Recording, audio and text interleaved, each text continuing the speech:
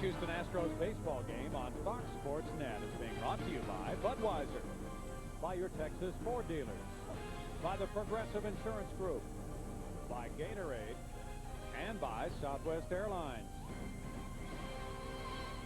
Another beautiful night here in downtown Houston, and another series begins. It's a three-game set between the Houston Astros and the St. Louis Cardinals.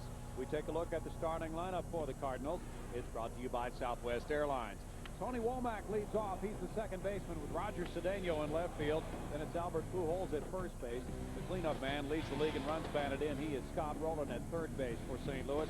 Jim Edmonds plays center field, batting fifth. The shortstop is Edgar Renteria, with John Mabry, who just was recalled a few days ago from the Cardinals AAA affiliate, in right field. Mike Matheny is the catcher, batting eighth. Chris Carpenter will be on the mound against Roger Clemens. And there's the scouting report brought to you by Rico. Bill?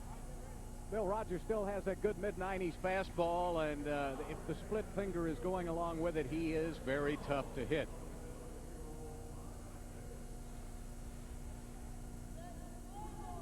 Roger with a 7-0 record, coming off a no decision last Saturday in Cincinnati. He has a 2.51 ERA in 9 starts, and he's walked just 23 while fanning 70 in 57 and a third innings. Tony Womack gets it going. Bagwell and Lamb in tight at the corners. First pitch, strike one to Womack. 279, one homer, 9 runs batted in for Womack. He is 11 for 11 in steals, and if he gets on, he will probably test the Astros early. It's 0-2. 84 degrees, humidity 65%, winds from the south at 12 miles per hour. Blowing out to left. That's the usual pattern. 1 ball and 2 strikes. In Clemens' career, he is 2-0 against the St. Louis Cardinals with a 2.03 ERA for 2 regular season starts. He beat them at Busch Stadium April 13th, giving up just 1 run on 2 hits over 6 2/3 innings. That was his second start of the year. Fouled away by Womack. Cardinals, Bill, with their speed, lead the league in steals with 42, so they're hoping that Womack and Roger Cedeno can get on and create some havoc. Well, they do, and of course Langford, when he is in there the majority of the time, has good speed, and they will use that. Sanders on occasion will run too, so they've got pretty good speed, and Tony's not averse to sending those runners early in a game. Oh, good pitch. 2 balls and 2 strikes. Hard to lay off that pitch, and as you see, when Roger misses, he misses with a purpose, and he doesn't miss by much, so you really have to be guessing along with him.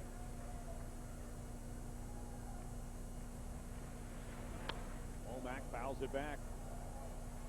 Womack, a 34-year-old veteran, had a couple of hits Wednesday night. Stole his 11th base of the year. He has scored 16 runs in his last 22 starts. He's really moved in for a lot of playing time at second base. He had elbow surgery on the right elbow after last season. Tap to second. Jeff Kent in. 1 out. You don't have much time. Kent did a good job of getting in. He knew the runner that he had going there, and he needed a crisp throw to first base, and he got it. Roger Cedeno played for the Astros in 2000, their first year at Minute Maid Park. He missed 75 games that year with a hand injury, coming off a hamstring strain this season, hitting .077 with no homers or runs batted in. He's had just 13 at-bats. Cedeno, a good hitter, speedy, from Venezuela. And there's ball 1. He has good career numbers against Clemens, 7 hits and 14 at-bats. Only 3 strikeouts and 5 walks. Rogers, 29, began his career with the Dodgers. Last year he played with the Mets. 1-1. Well, it looks like here early in the game, Roger has good command of his fastball on the outside part of the plate.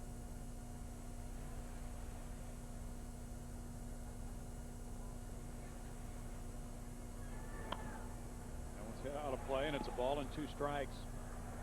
Split finger doesn't look as dominating in the early going as we have seen in some other games that he has started out. Now that's a pitch, though, that's tough to throw sometimes early in a game, so he'll have to get a feel for it. But right now, he's spotting his fastball in good spots. chop back to the mound. Clemens takes care of the second out. Looks like they're all swinging with wet newspapers. They have not hit the ball hard. Now Albert Pujols, a test for any pitcher. He is not off to the kind of start that he normally has had his first 3 major league seasons. 279, 12 homers, 29 runs batted in. Not bad figures, but he's been in the stratosphere in his career. Bill, I was talking to some of the Cardinals before the game. I said, I don't know what Pujols did when he left Houston, but he was impossible to get out here. I don't know who's getting him out when he leaves. Pujols fouls it back, strike one. Well, from what we're hearing, he's just really struggling with timing right now. Yeah, a lot of movable parts. That's what they say. The head, the lunging out. He'll pop up a lot of balls on the outside part of the plate. He used to drive those into the gaps. And he's rolling over a lot on the inside pitches. Now, that's what we hear, but I'll have to see it to believe it. Yeah. Because it's something we haven't seen, right? That's right. One ball, one strike. This guy, to me, at least in the brief time I've seen him with the Cardinals, is as tough an out from the right side of the plate as Bonds is from the left, at least for the Astros. He has been phenomenal. 2 balls and a strike. Pujols currently on a 5-game hitting streak. He's hit 3 homers in his last 5 games. That seems to be pretty normal for Prince Albert. He's the only Cardinal to start all of their games. This is their 47th. Leads the National League in runs scored with 41. It's 3 balls and 1 strike. That home run he hit here April 20th off Wade Miller was the 9th of his career, as you might have noticed, at Minute Maid Park. Well, the way Roland's going and he's on deck, you might want to come right after Pujols here. Roland's been wearing everybody out. Yes, he has. Ball 4. Pujols has walked for the 31st time. Roger's not going to walk a lot of batters. He will not give in, but that shows you the respect that he has for Pujols. And he better have a little, and I know he has a lot of respect for this next hitter. And many do, with his 49 runs batted in, leading the league. .339 batting average, 11 homers for Scott Rowland. He's on a 4-game hitting streak right now. 6 hits in his last 15 at bats for Rowland. Pujols draws a throw. He has just 2 steals in 5 tries. Cardinals are beginning a 7-game road trip. 3 games here over the weekend and 4 more at Pittsburgh. Boy, he just gets a good cut at everything. He is a spectacular player. Really come into his own now. I think he feels like that it's his ball club now, too, that he's been there long enough where he can take over some leadership, something he didn't do at Philadelphia. He took a little heat for that, but he said he was too young to be a leader in Philly. He hadn't deserved to get that title as being a leader, but he thinks with his Cardinals team now that he's been there long enough now and he can command that respect. He has been ripping the ball in May to the tune of .342.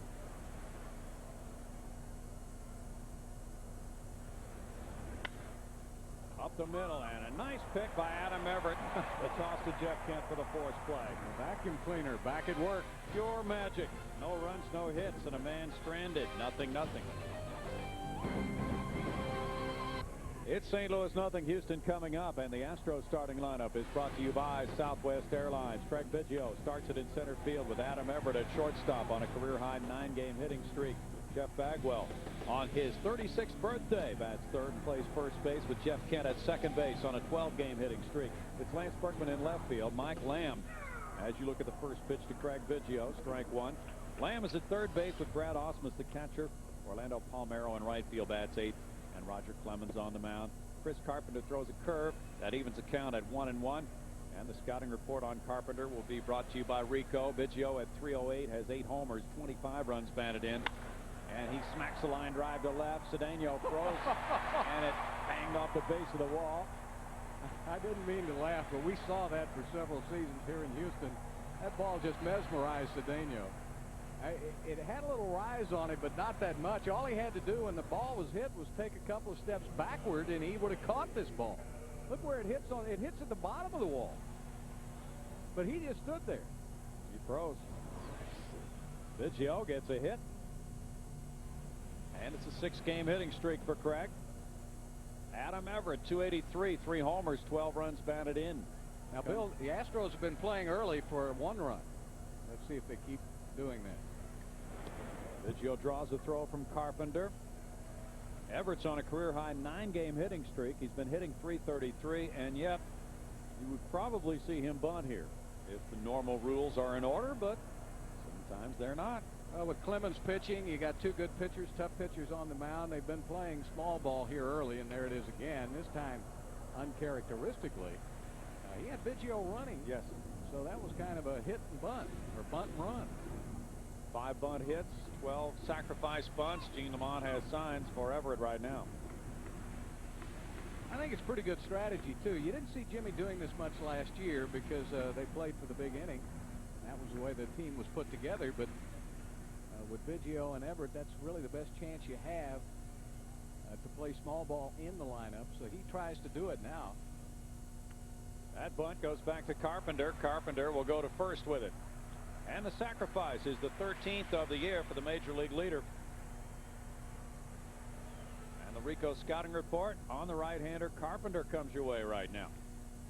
Well, he's got a good sinking fastball, and that power curve you saw a couple of times he's already thrown it. He's really tough on right-handed hitters, and keep that in mind with runners on base. He does have a good quick pickoff move.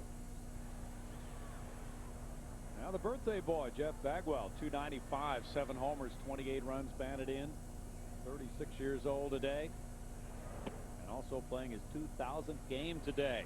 Second Astro to reach that behind Craig Biggio. There's ball 1. He's tied with Billy Williams for 33rd on the all-time home run list with 426.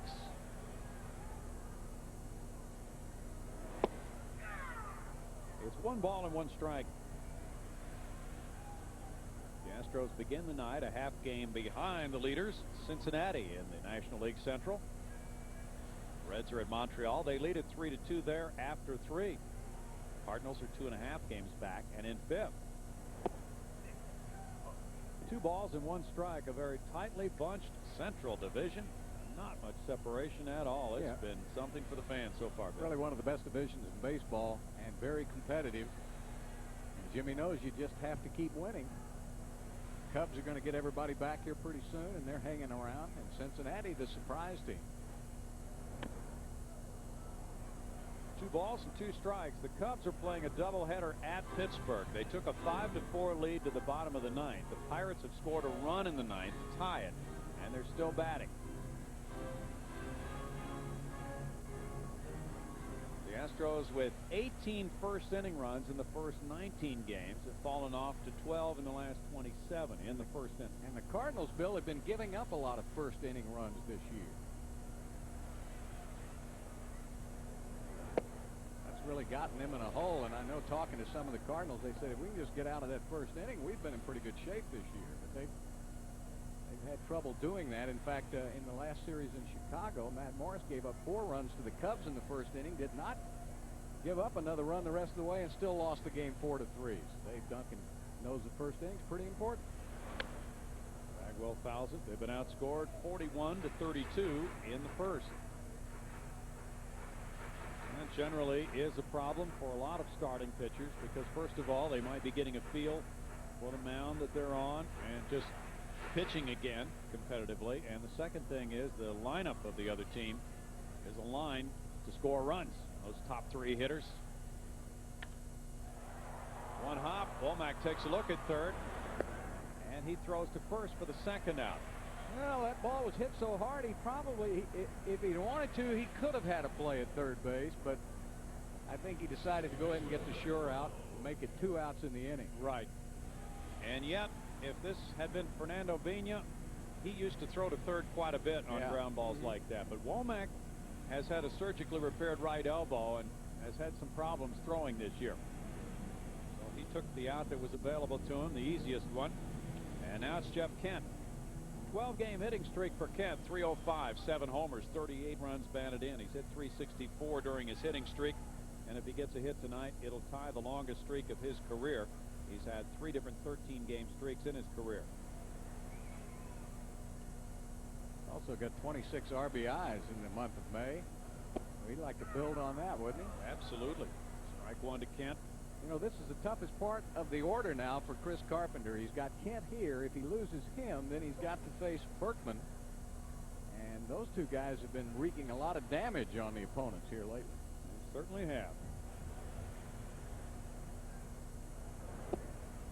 Carpenter's breaking ball misses 1-1. Kent leads the National League in runs batted in May, 2 more than Ken Griffey Jr. The Astros are second in the league in runs scored. The Cardinals are third.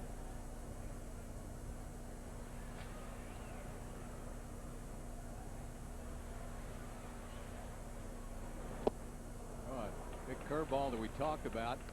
We know about the big curveball Matt Morris has, but Woody Williams told me that when they were in Toronto that this guy had as good a stuff as anybody before he started having all the arm miseries. And in fact, he compared in the offseason, he compared this guy's curveballs favorably to Morris. That surprised a lot of people. There it is again, and he gets a strikeout with it to end the first inning threat. No runs, a hit. Remains stranded at third. 0-0.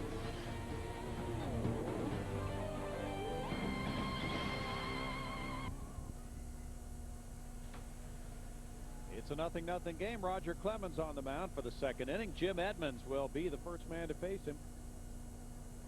Edmonds has 11 home runs, 31 runs batted in to go with a .268 batting average. 2 of those homers coming against Houston earlier this year. Clemens chews off a piece of the outside corner. There's strike one. The home plate umpire is Tim Timmons tonight.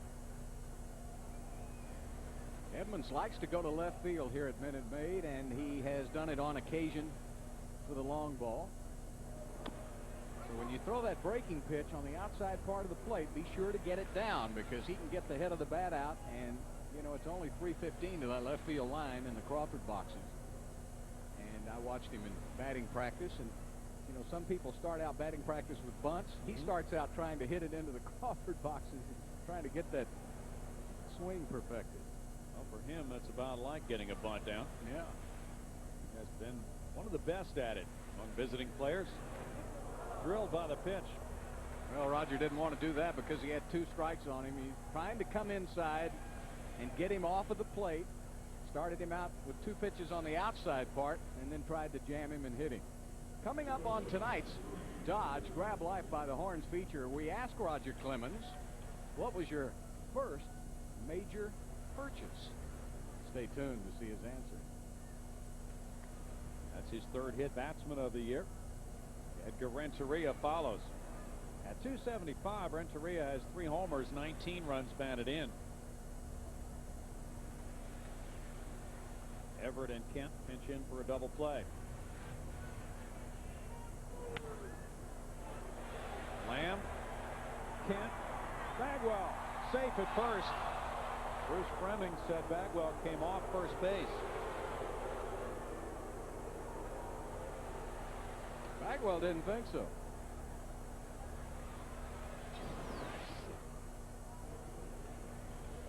There's the throw, and Kent got it over there, and there it is. He's off that base. Now, he thought he got back, but by that time, the runner may have already crossed the base. Looked like he got back on it. John Mabry comes up. Strike to Mabry. Mabry has 4 hits and 7 at bats for a lofty .571 batting average. He was at Cardinals AAA club and was just recalled from the minor leagues after setting it on fire there at Louisville. Mabry, of course, has been with the Cardinals earlier in his career. They drafted him in the 6th round in '91. Then he moved along to Seattle, San Diego. Last year he played for Seattle. He's been with Florida as well. This is actually his 3rd tour of duty as a Redbird. Renteria is a base stealer. He has 7 in 8 tries. Brownie, somebody must have hit a walk-off homer in Pittsburgh.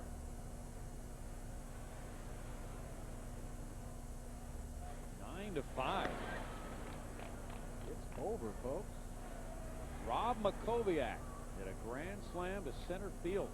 His 9th home run of the year. What was Borowski the pitcher? Let's check on that. Yes, he was. He's been struggling a little bit. Well, I don't know if he blew a save or not. They got 5 in the 9th inning. I don't know if he was in to start the inning, but he had not blown a save. He had 22 straight for a club record. Yeah, they said he had, but he'd been a little sloppy. Yes. In getting him this season, and they were a little concerned about him when they were here in Houston. Right. And a high ERA. 1 ball, 1 strike. Cardinals have reconfigured their club since they met the Astros in April. Cedeno's back off the DL. Avery punches one up the left field line. Foul. They've reconfigured their club, but I think basically, you know, it's been built around Pujols, Roland, Edmonds, and Renteria. They really are the heart and soul. Matheny now has been the full-time catcher for Tony La Russa. And a lot of people last year thought that maybe the Cardinals hadn't done as good a job of putting some of the parts together around those big guys in the middle of the lineup. But they think Womack was really a nice addition. Fernando Vena had been a long-time second baseman and leadoff hitter for Tony, but I think he fell out of favor there, and Womack now has got a little more speed at the top of the order. And Sanders has done a good job, along with Langford. Sanders played quite a bit earlier this season. He is resting tonight. You saw the fabulous record for Tony La Russa, 2,033 wins as a major league manager. He's only 7 shy of tying Walter Alston for 6th on the all-time list, 2,040. Woo! Blistering heat. And so much for the finesse. First strikeout for Clemens. Threw him a couple of split fingers, and he got a bat on it this time. He said, all right, Mabry, see if you can hit this 95-mile-per-hour heat, and he did. He didn't. Mike Matheny bats next. The number 8 spot in the order, a .272 hitter with 2 homers and 17 runs batted in. Some people don't want to be known as a clubhouse lawyer, but I guess in Tony's case, has a law degree. He has a law degree. So strike to Matheny. Matheny just set a major league record for catchers 8 days ago for consecutive chances without an error. 1,295. That passed Charles Johnson. You know, Bill, he's probably as good as there is defensively in the league, but I think he's done a good job of bringing that batting average up and his offensive game up in the last couple of seasons, gradually, but he's got it up there to .272 now, and he's not an easy out anymore. Pitcher Chris Carpenter on deck.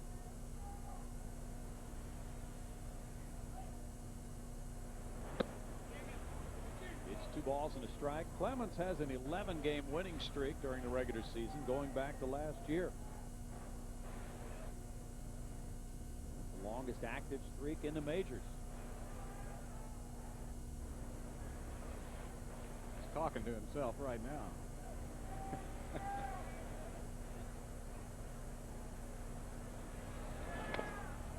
Foul by Matheny. 2 balls, 2 strikes. Andy Pettit will miss 1 start. That's the plan. He's not doing anything today as far as playing catch, but he would like to have made his next start. The decision was made that Brandon Duckworth will take that start Tuesday night in Chicago. So Andy's next scheduled start is June 7th at Seattle. I think that's a wise decision, and I think Jimmy's always been a little bit of a conservative type manager. He doesn't play those injuries. You know, when you think about it, Bill, if you miss 15 or 16 games, you're really not missing that much of the season because you play so many games of baseball. Right. So it's really not, you miss a couple of starts, main thing is to not be out for the whole year. So exactly. I want to really err on the side of conservative. Bagwell's playing behind Renteria, who will take off on this 3-2 pitch. Crowd buzzing. Clemens stepping off. The Cardinals and the Astros, what a great rivalry over the last several years especially. It's fun growing up in Houston is watching the Houston Buffs, the AA farm club of the Cardinals organization. That's how we all first got introduced to baseball. Fly ball left field. Berkman waiting for the third out. No runs, no hits, and a man stranded for the Redbirds. It's 0-0.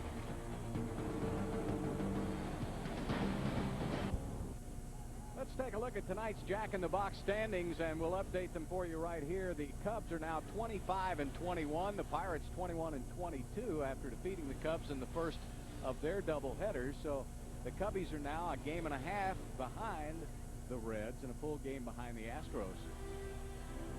Boy, it's something to be in last place in that division, but you're only 2 games out in the loss column. Yeah, not all that bad a deal.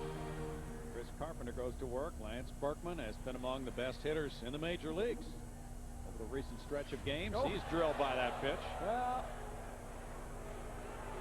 Getting to be very interesting here tonight. well, that's a LaRussa team for you, and I think that's exactly what they did, is they just answered that. Edmonds got hit by the pitch at the top of the inning. Well, the way Berkman's been hitting, that may not be a bad idea.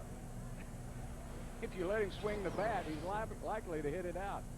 Now, Berkman and Pujols are saying, who's next? He says, I've been hit, now it's your turn. Mike Lamb's the batter. 361 for Mike. 3 homers, 16 runs batted in. Lamb fouls it for strike 1. Did you see if Timmons warned anybody? Nope, didn't see a warning. Okay. And that's probably better. Mm-hmm.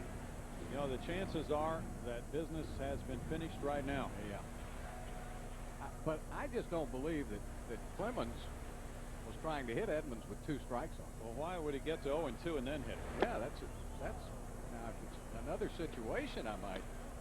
This last one looked pretty intentional. Oh, very intentional. Yeah. I just didn't think. On 0-2, why would Roger you did go it. to 0-2 and then drill somebody Yeah. if he intended to hit him all along? Doesn't make a whole lot of sense.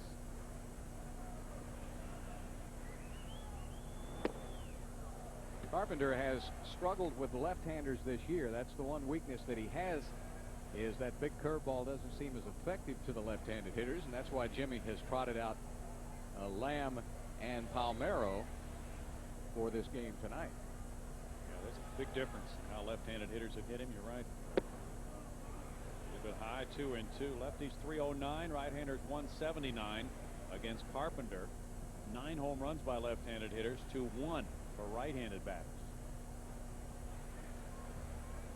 Carpenter, though, has really helped this Cardinal staff with the 5 wins. Womack, Renteria, and Pujols, turn 2.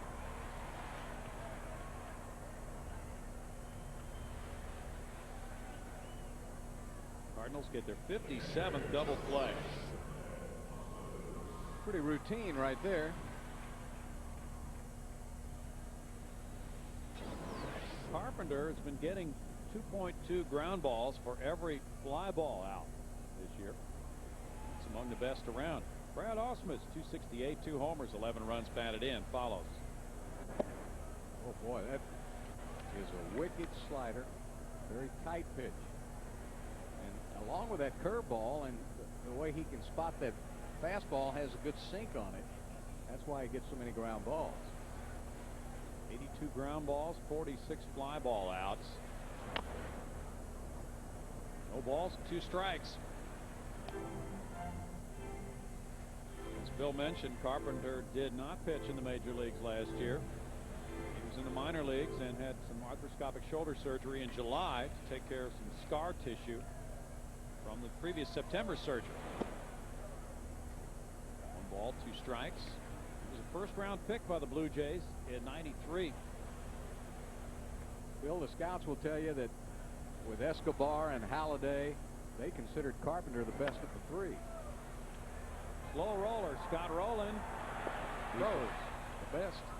He gets Ausmus in the second inning. No runs, no hits, no 1 left, nothing after 2. No score, top of the 3rd inning, and it's our Bank of America higher standards and Willie Mays on this day back in 1951. He went 0 for 12 in his first 3 games, and then he homered for his first major league hit off of Warren Spahn. That was a 4-1 loss to the Boston Braves. Chris Carpenter leads it off in the third inning of a 0-0 game and takes ball one. Carpenter has 3 hits and 17 at bats for a 176 batting average.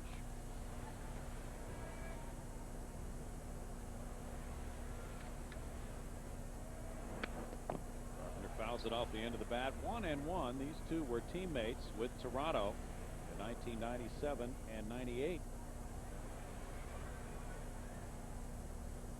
Those were glorious years for Roger Clemens. 21-7 in 97, 20-6 in 98. It was off to the Yankees. 1-2. Carpenter was just getting into the big leagues. 97 was his first year. He was 3-7. The next year he went 12-7. Well,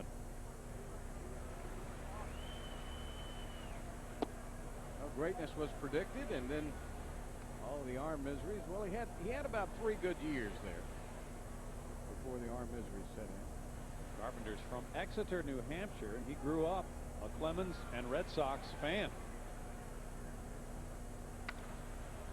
Roger winning the Cy Young in both those years in Toronto, and Carpenter said it was like Little League those 2 years. I pitched after him, so I got to chart his games. He said it was just stupid. He was absolutely dominating.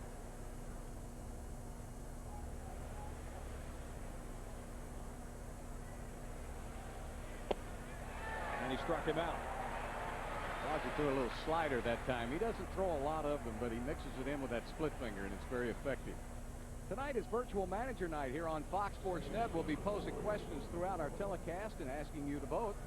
So go to foxsports.com, click on the search box, and type in Virtual Manager, and then click on the Astros-Cardinals game to cast your vote. And the first question: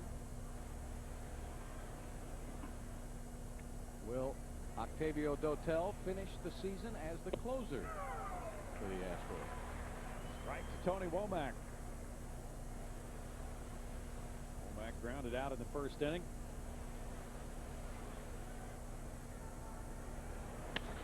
Lines it to left field. Berkman over, but it's a hit in front of him. He barehands it. First hit of the game by the Redbirds. Reaches for Roger Cedeno. It's Womack's job. Set the table for those big sluggers coming up, and did a great job of just flicking that bat out and getting it on the ball.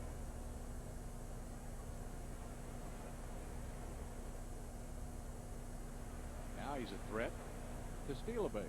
Now Roger, most power pitchers are pretty easy to steal on. Roger does as good a job as most I've seen at holding runners on base, or at least making an attempt to. He'll throw over there several times, see if he can give Brad a better than honest chance to throw out the runner if he does run. He works on it.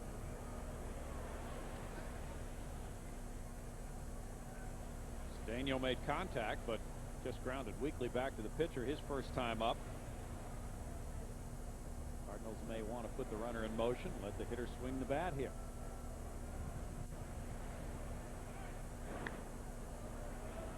The Redbirds have done some running against the Astros with 8 steals in 10 tries in the first 6 games between the two clubs.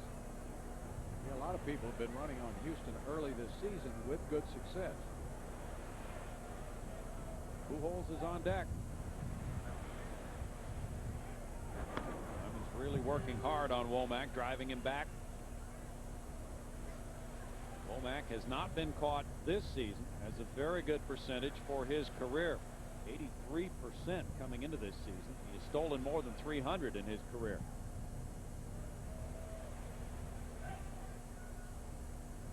And it's ball 1 to Cedeno.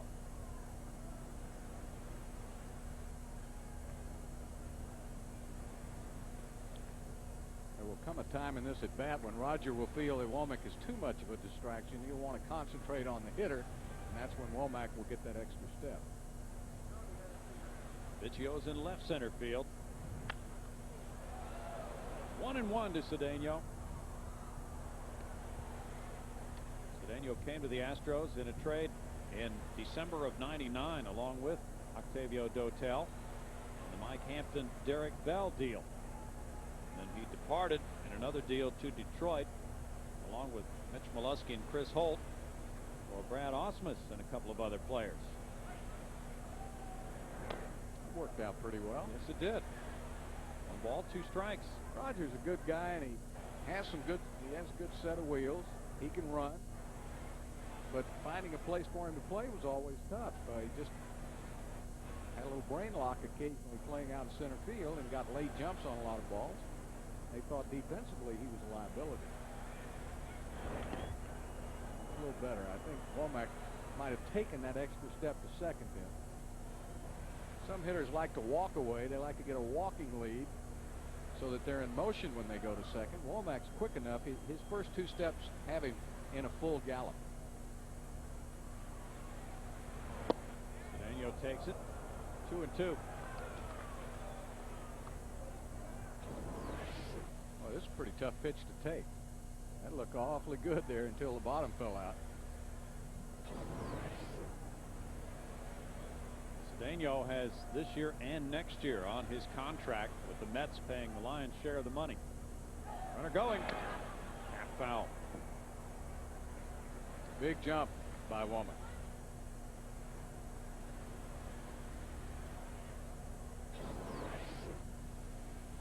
There's that big kick by Roger, and Womack, see how quickly he gets into a dead run.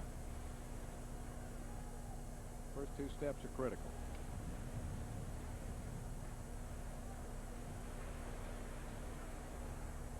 Runner staying, and it's foul this time.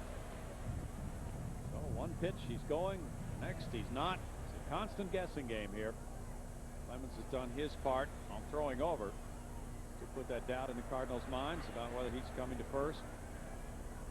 He takes a little bit longer than most pitchers to unload to home plate, but he's trying to combat that by making the frequent throws And it first. depends on what he throws too, Bill. If he throws that split finger, it's going to be a little tougher on Brad to throw Womack out. If he throws a fastball, he'll have a better chance.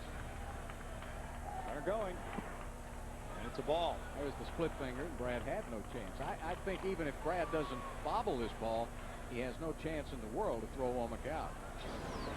Here's this huge jump now, and it's a split finger, and there's just no way. 12 stolen base for Womack in 12 tries. The count's 3-2.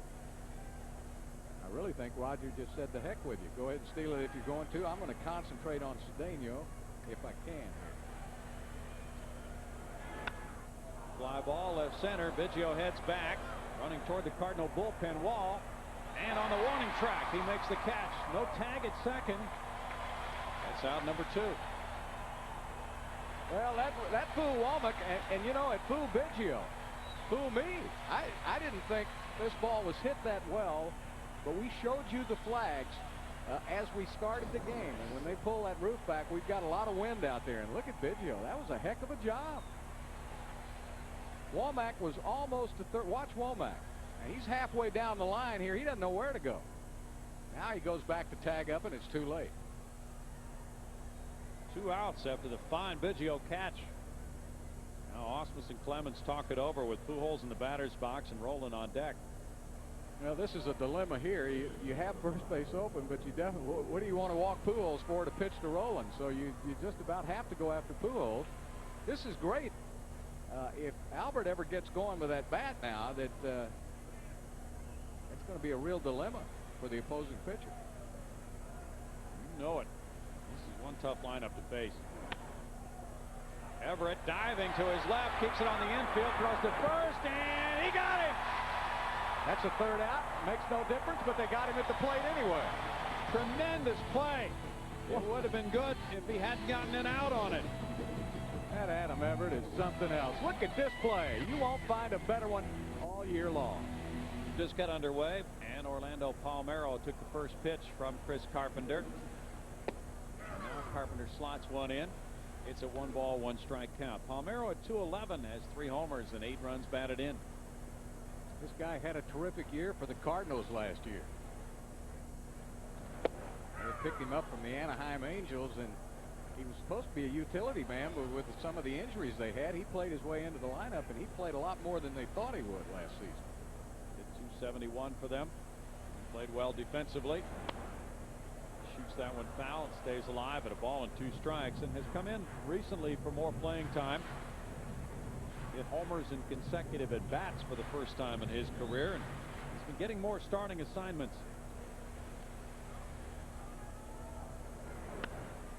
On the curve, he hits it in the air to left center. Edmonds, 1 out. Now it's Roger Clemens. Boy, Bill, what a play by Adam Everett. Fantastic play. I mean, we see it every day now, but it's not commonplace. Those kinds of plays that you're seeing him make. Now, watch this again. Now, he's got to get up. Now, Pujols is not that great a runner, but that's a tough play and a great grab by Bagwell. And I'll tell you what, heads up by Bagwell. He couldn't see if Bruce Fleming called that an out or the runner safe, so he turned and threw to home, and he threw Womack out at home. So even if the runner had been safe, they got the 3rd out at the plate. Yes, they did. Heads up play all around. 1 ball, 1 strike. Clemens has had hits in 4 different games, including his first game here. 4 for 20 with 4 runs batted in. And he lines to Pujols. 2 outs. Pretty proficient at going down that right field line. He's got most of his hits that way this year. Good athlete. Craig Biggio, who also made an outstanding play in the top of the inning, robbing Cedeno. Back-to-back with Biggio and Everett. Those were 2 big plays to keep Clemens at 0 for an ERA in this game. Biggio singled off the base of the left field scoreboard in the first inning. He's a .311 career hitter against the Redbirds.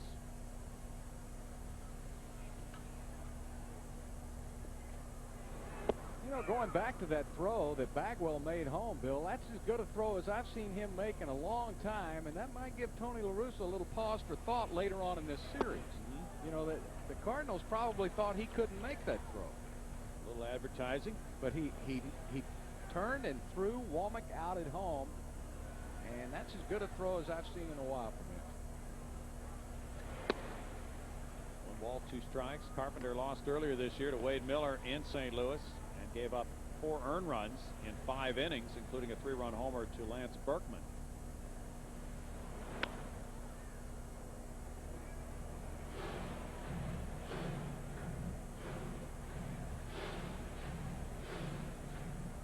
Carpenter had a rough year in 2000 with a 10-12 record, a 6.26 ERA. He led the American League in earned runs allowed that year. Biggio lines to Roland. In the 3rd inning, the Astros are out on a couple of line drives in 1-2-3 fashion. It's 0-0. No score. Top of the 4th inning. Time to check out tonight's Texas Ford Dealer League leaders. These are the National League leaders in RBIs. Scott Rowland, look at that. He's played in 46 games. He has 49 RBIs. Vinny Castilla's back up there on the top, and then Berkman and Kent in hot pursuit. So Rowland, always a threat, steps in. 4th inning gets underway, and he takes ball 1. The Redbirds, a very potent bunch right now. They're 2nd in the league in total bases and slugging percentage. And their pitching has been better than many people thought it might be. 2 balls, no strikes. They want to get Woody Williams squared away. Yeah, they need to do that, and of course their bullpen's a little stronger. Last year they really had a pretty weak bullpen, and that hurt them. Nice 92-mile-per-hour fastball with movement on a 2-0 count.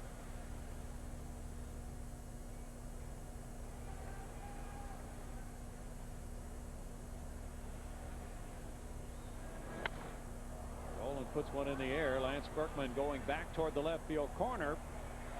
Fair or foul? That's one of those cheapies. Crawford box home run by Rowland, number 12. A pop-up. You kind of golfed that one, and the Redbirds lead it 1-0. Rowland with 12 homers and now 50 runs batted in. Well, it's tough when you're a pitcher in this ballpark. You cannot miss that far to the plate. This is an out anywhere else. mean, this ball was golfed up in the air, but we showed you the wind was blowing out a little earlier, and that was just a wind-blown 317-foot home run. 5th home run allowed by Clemens. Jim Edmonds is next. He was hit by a pitch earlier. Strike to Edmonds.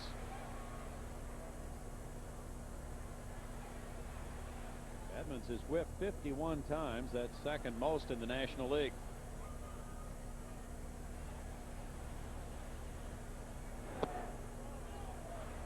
One ball and one strike.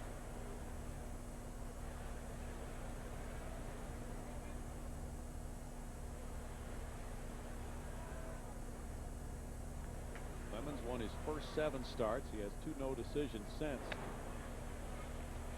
A ball and 2 strikes.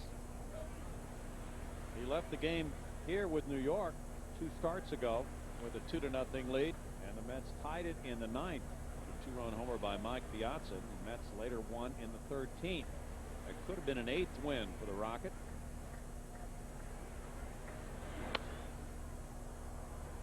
Berkman back in left. He's trying to go there too. Well, he's very proficient at taking a shot in that direction. Yeah, I said might as well. That ball seems to be getting out pretty easily over there. Edgar Renteria bounced into a force play in the 2nd inning. Renteria has won a couple of Gold Gloves.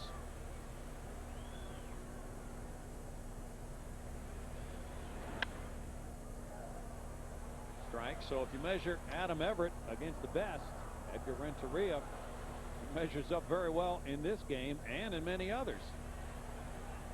Yeah, he does. Renteria has also become a very good hitter too. 0-2. He drove in 100 last year. Yeah, it didn't look like it on that swing, but he was really fooled. But as an all-around, is probably a defensive player now. I'd say that Adams caught up, maybe gone ahead of Renteria, because Renteria's a little up and down sometimes defensively. Line over Jeff Kent into right center. Roger'd like to have that fastball back. That was up higher than he normally likes it. It was an 0-2 pitch, and I think he was trying to get it, throw it for a ball or something near the strike zone, and he missed with it. And Renteria said, this might be my best chance. All right, it's time now for tonight's Aflac trivia question. Albert Pujols won Rookie of the Year in 2001. Who was the previous Cardinal to win the award? Let you chew on that. We'll try to do the same. John Mabry struck out in the 2nd inning. Runner going. Osmus with the throw to Everett. Safe. Renteria gets his 8th steal.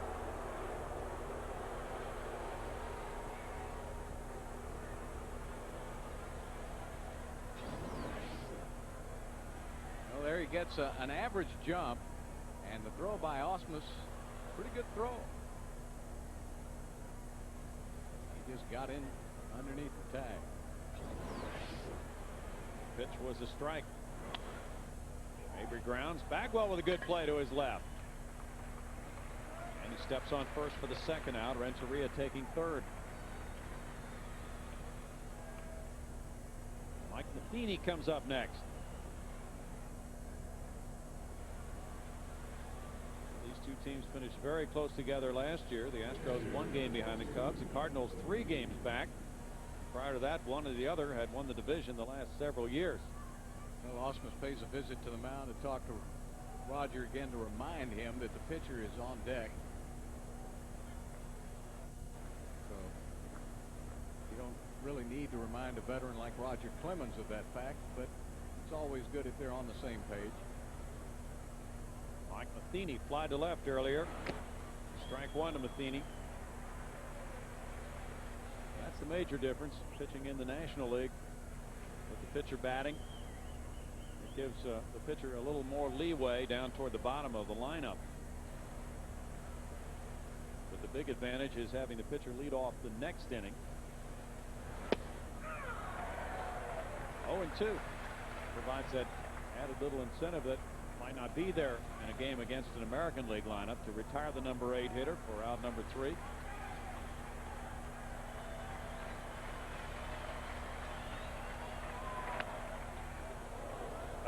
Matheny stays alive at 0-2. That scattered him over in the Cardinal dugout. He was trying to get that base. He was trying to cheat a little bit. The ball was inside. And that's about as far as you can pull one. Almost took out his starting pitcher. Cardinals a good road team. 13-8. They had two good road teams playing here tonight. The only problem for Houston, they're playing at home. Close. 1 ball, 2 strikes. Clemens got some treatment on that right ankle after being hit by the grounder by Sean Casey in his last game. 2 strikes. The opposing average is .089.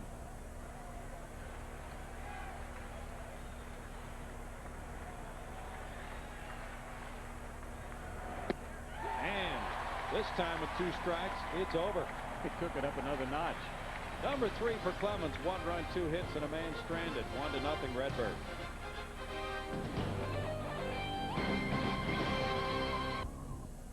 In a 1-0 game, the Cardinals got a home run from Scott Rowland in the top of the 4th inning. Their 62nd home run of the year. Now the Astros come up against Chris Carpenter. Everett, Bagwell, and Kent try to answer. Adam Everett put down a sac bunt earlier. There's strike 1 to Adam.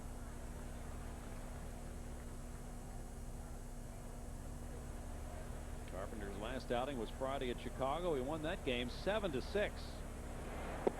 Boy, that curveball is really vicious. I used to think Matt Morris had the best, but this guy's right there. Morris does have a fine one. He'll be pitching Sunday. 1 ball, 2 strikes. Tomorrow night it's Wade Miller. Well, 3:05 tomorrow is the start time. Wade Miller and Woody Williams. And that'll be seen in Houston on Channel 26. And Tim Redding and Matt Morris go Sunday. No television for that game because we will be airing the Big 12 championship baseball game. Greg Lucas and Larry Durker. 2 balls, 2 strikes. Hammered on a line to left center field, and Everett now extends his hitting streak to 10, the longest of his career. You know, we talked about Matheny a moment ago. Everett has really improved his offense. Let's take a look now at the Aflac trivia question one more time. Did you get the last Cardinal to win the Rookie of the Year award? Todd Worrell. Those Worrells are all over with awards. The oldest of the Worrells. Well, I'm talking about Tim. Oh, not me. Jeff Bagwell looks at ball 1. Remember, Todd had that big World Series and then came back and won Rookie of the Year because he pitched in the World Series, so he couldn't be considered a rookie. He hadn't pitched enough. Right.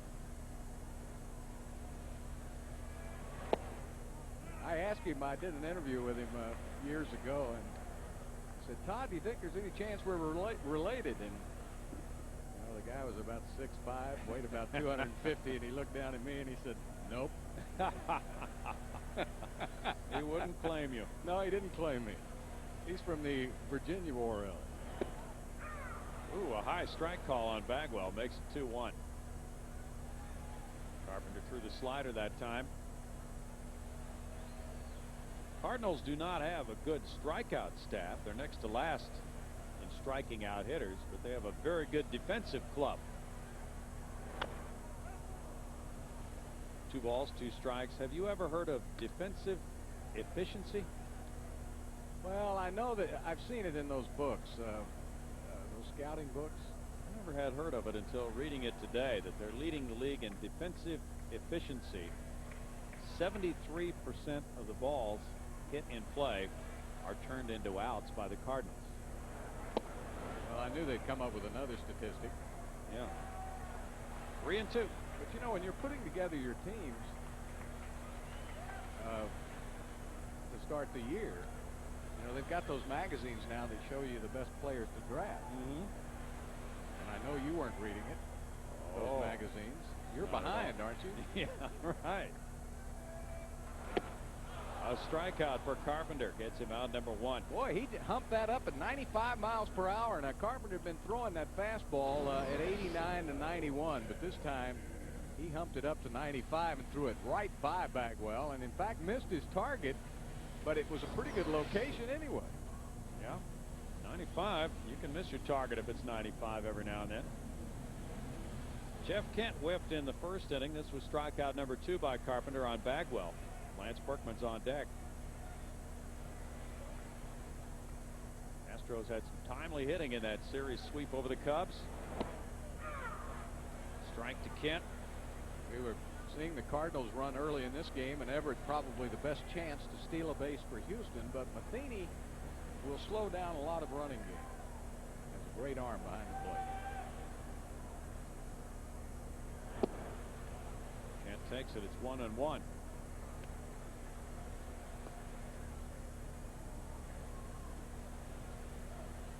16 career homers for J.K. against the Redbirds.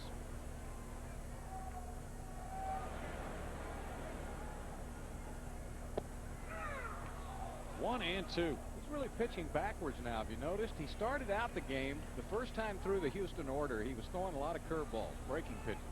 Now the second time through, they're looking for the curveball, and he's bumped that fastball up to about 93, 94, 95 miles per hour.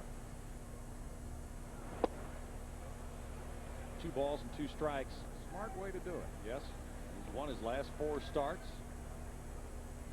3 of them on the road.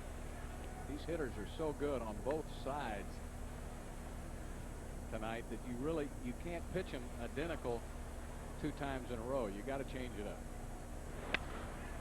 Renteria shovels, and Womack is unable to make a throw. Well, neither one of them. It looked like Renteria struggled a little bit.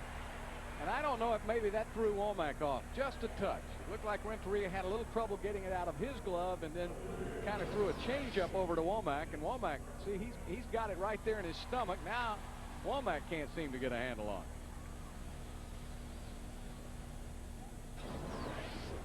That gives Lance Berkman a chance to bat with a man on base here in the 4th inning. That was a double play all the way, Bill. That ball was hit so sharply. Look, Taylor made. Everett sliding in. That may be one they wish they made with Berkman at the plate. Might be. The overshift is on Berkman, who was hit by a pitch earlier. There's ball 1 to him. 3 infielders between first and second base. Now, Tony's about the only one who'll do that. Yeah, we have not seen this in a while from other teams. And did you notice Renteria asked the second base umpire Mike Winters to move to the other side? 1-1. I don't think Winters saw Renteria made a late move, and he was behind him. So he switched him over to the left side.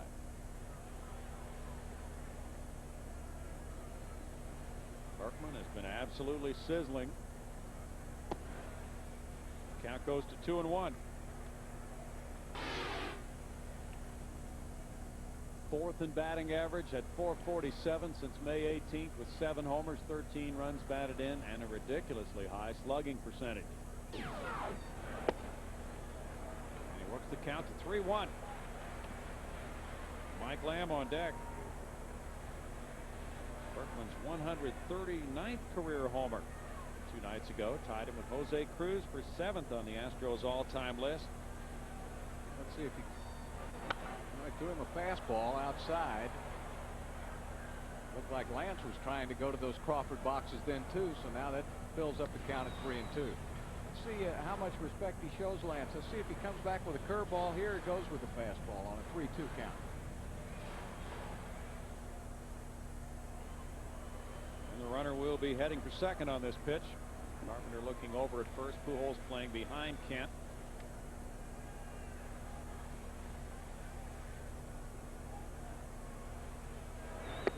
Ball 4. Threw him a curve and hung it up there. First walk for Carpenter. Mike Lamb will be next.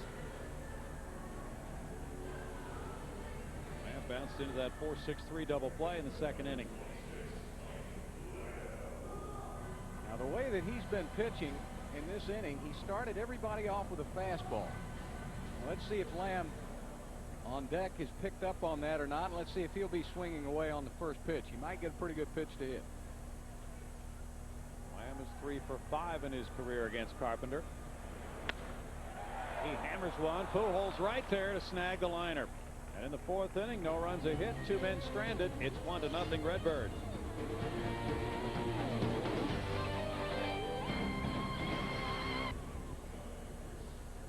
Nothing lead for St. Louis. We go to the 5th inning, and we are joined by the Houston Texans general manager, Charlie Casserly, who was the assistant conductor of the train tonight.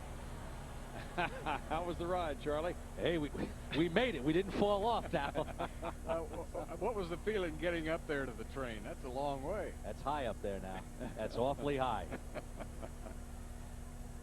Here's the 5th inning now, and Chris Carpenter leads it off. There's strike one. Well, we're delighted to have you with us, and certainly a lot of Texans programming is coming up for the fans on Fox Sports Southwest this fall. Texans Huddle, 24 weeks of that show. Good breaking ball by Clemens makes it 0-2. Countdown to kickoff, 10:30 a.m. on Sundays.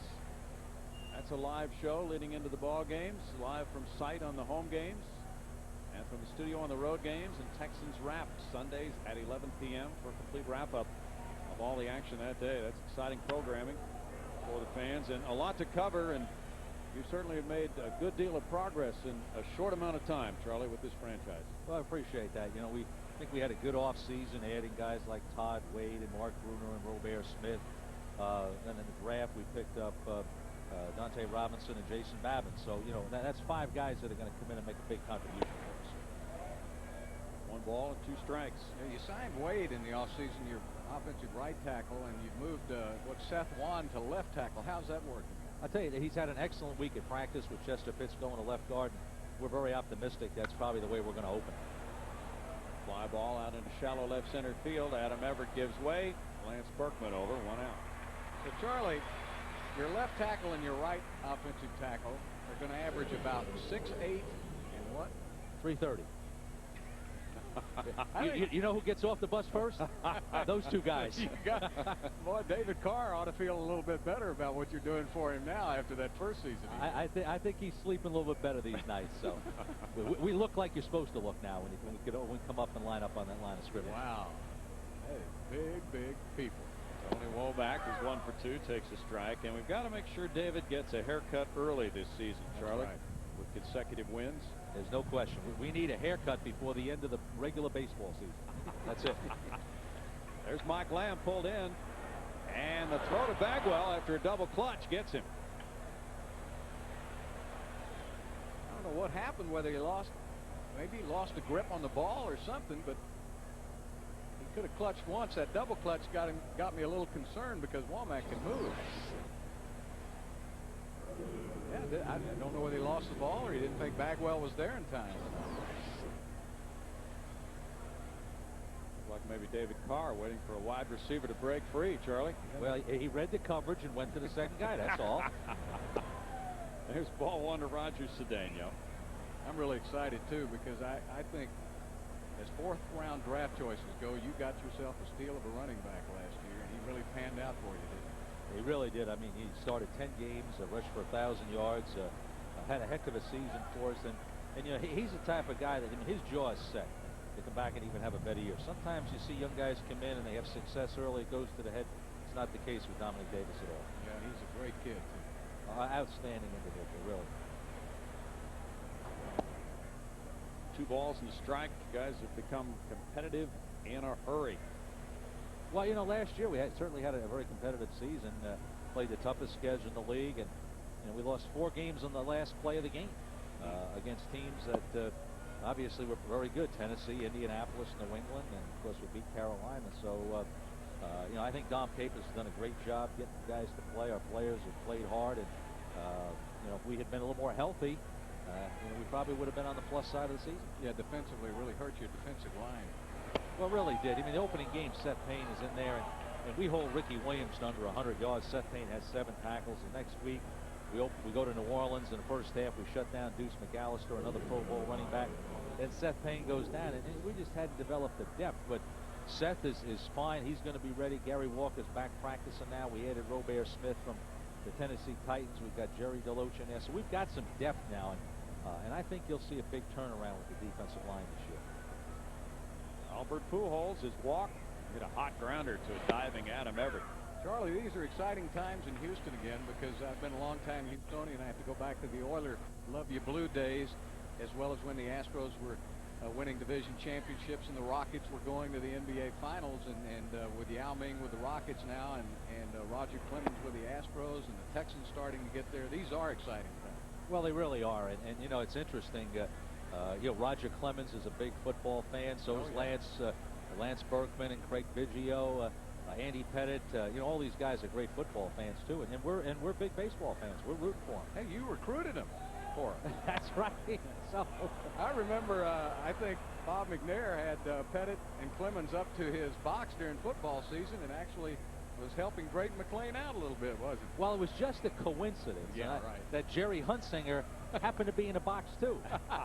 You know, it was odd. You know, it's just, I don't know how those tickets worked out, but they were all there together. And next thing you know, they're all here. Well, we certainly appreciate it. Well, we appreciate it too now. So I mean, this is fun watching Roger Clemens pitch. Oh yeah, great to have him back home. And the crowd here. Yeah, crowd wants to strike out.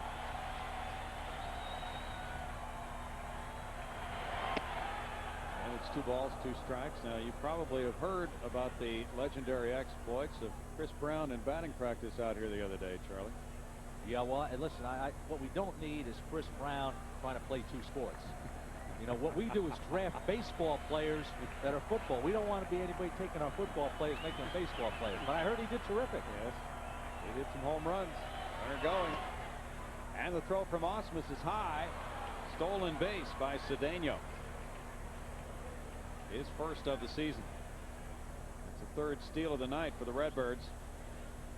Well, they're getting those steals too on split fingers and sliders down low to Osmus, so he really hasn't had a good chance to throw them out. And getting good jumps on Roger. 3 balls and 2 strikes to Pujols. There's the programming coming up for Texans fans, and you know, it's just been marvelous, Charlie, to observe the cooperation between the professional teams in this market. It's not that way in every market around the country. Well, I realize that, but I think what you have here is, I think we all realize that we're fans of each other, we're all rooting for each other, and we're not really competing against each other. Yep. Ball 4. Pujols takes walk number 3 of the night from Clemens. That's a good thing about Roger. He's such a competitor that he's not going to give in to a hitter. He threw him a breaking pitch on 3-2 and try to get Pujols get himself out. Now he'll take his chances with maybe the hottest hitter right now in baseball, so this is going to be a dangerous matchup. Scott Rowland bounced into a force in the 1st inning with a fine play from Everett, and then homered in the 4th.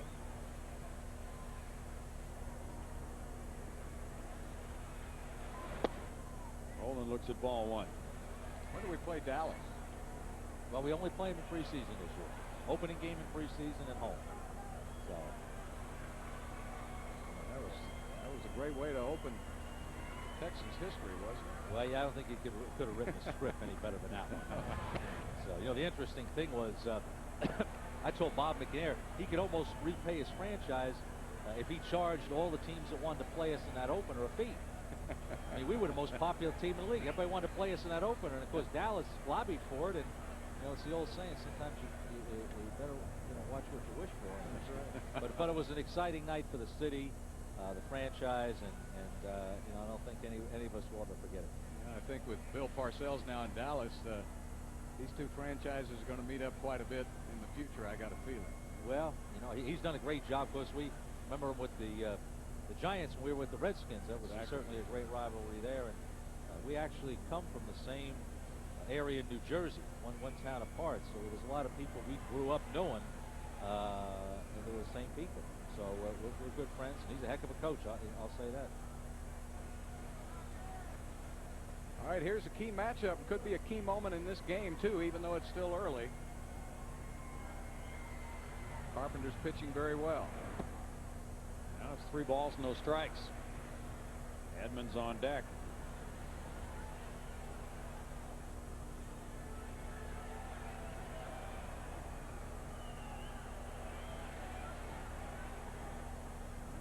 assume Rolen has the green light here. Takes a great pitch. Well, you got a green light if it's in your zone, but that would have been difficult to hit even if he'd have been ready to swing. Roger needs a couple of more of those on the fly.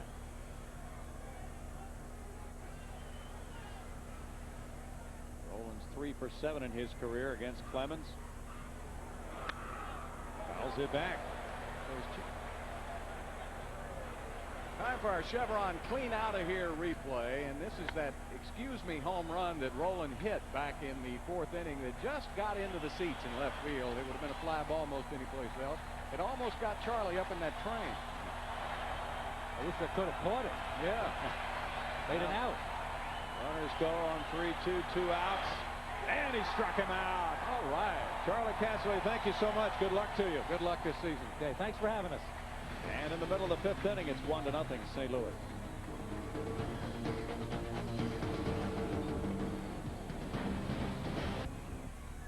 It's St. Louis 1 and Houston nothing. Bottom of the 5th inning for Chris Carpenter. Osmus, Palmeiro, and Clemens due up for Houston. Brad Osmus grounded to 3rd earlier. This one chopped toward shortstop. Edgar Renteria takes care of the first out on 1 pitch for Carpenter. And what's on tap with the Astros is brought to you by Budweiser. Woody Williams with a 1-5 start, a 5.26 ERA, goes to the mound tomorrow afternoon at 3:05. That'll be on channel 26 in Houston. Wade Miller, his mound opponent, 5-4 with a 3.56 ERA. And he is 1-1 against St. Louis in the early going this season. Orlando Palmeiro hit a fly ball to center field in the 3rd. The Astros have 2 singles off Carpenter. He delivers strike 1. With Clemens on deck. Carpenter has 54 major league wins, 51 losses. Palmeiro rolls over the top of a curve, and it's no balls, 2 strikes.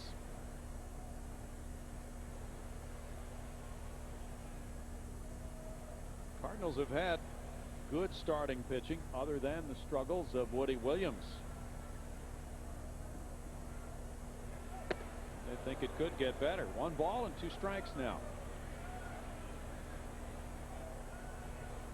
Matt Morris is 4-4 with a respectable ERA, 3.84. Jeff Suppan also 4-4 with just about that identical ERA.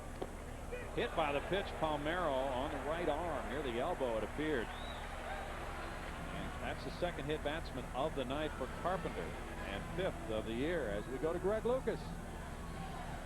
I hope you guys have missed me, but the reason I'm not here is I'm on the way to Arlington right now for the Big 12 baseball tournament. We'll have the semifinals and the finals this weekend here on Fox Sports Net. The action starts bright and early at 10 o'clock tomorrow with Larry Dierker and I on the scene. We'll have another game at 1 o'clock, and then the championship game is set for right here on Fox Sports Net Sunday at 1 in the afternoon. All right, thank you, Greg. Roger Clemens swinging and missing. Here's the throw, and Palmeiro is out. The Astros get aggressive.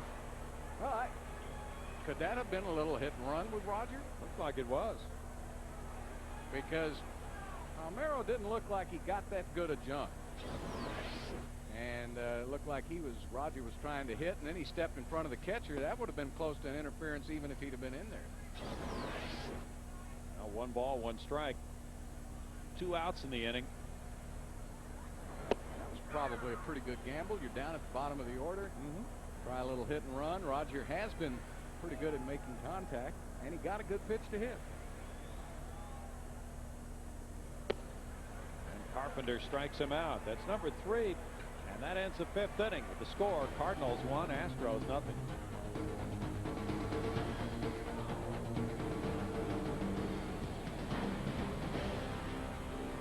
So far, that home run by Scott Rolen is holding up. Let's check out the Astros' upcoming schedule, brought to you by Progressive Insurance. And tomorrow it will be Woody Williams going against Wade Miller. And then Sunday afternoon at 1 o'clock, Matt Morris and Tim Reddy. Cardinals come up in the 6th inning, a tight 1-0 ball game, and Jim Edmonds is the batter. He was hit by a pitch and he flied to left field. After that Sunday game, you guys are gone for a long time. 2 weeks. Longest road trip of the year. 4 different cities, including 2 off days. Well, we love Seattle. Yeah, great things about it. Strike 1 to Edmonds. It begins in Chicago Monday afternoon with a 3:05 start.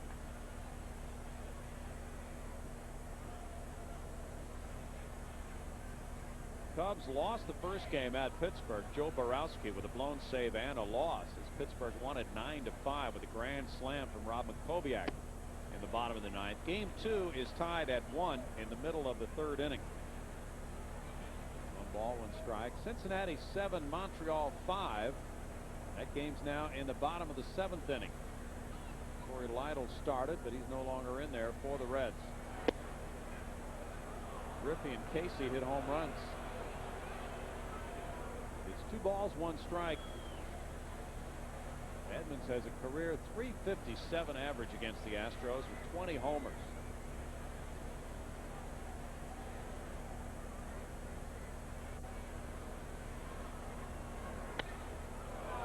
Drive to left center field. Biggio looks up. It's off the wall. Berkman plays it. And it's a double for Edmonds. His 17th of the year. Edmonds had done a good job of getting ahead in the count, Bill, and to me it looked like he really was guessing split finger, and he got it down in that strike zone. He is a good low ball hitter. As we told you earlier, he likes to go the opposite way and does it very well. So he was guessing right and got the pitch he wanted to hit.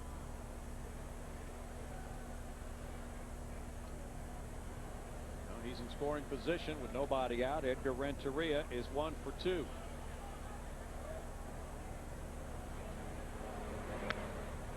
And he fouls it. The Cardinals as a team have not done particularly well with runners in scoring position. Just .249 as a team. Scott Rowland has been phenomenal, but most of his teammates have not joined in the fun. .235 for Renteria. Pujols just .213 with runners in scoring position. Tonight the Cardinals are 0 for 5 with runners in scoring position.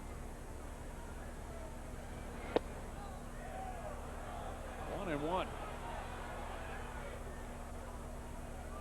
Lynn Rush is pitching that game for the Cubs in Pittsburgh. Game 2 of the doubleheader against Oliver Perez.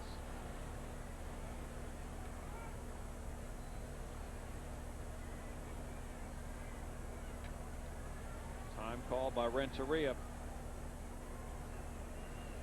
The Redbirds are just 9-13 within the Central Division, while the Astros are 17-11.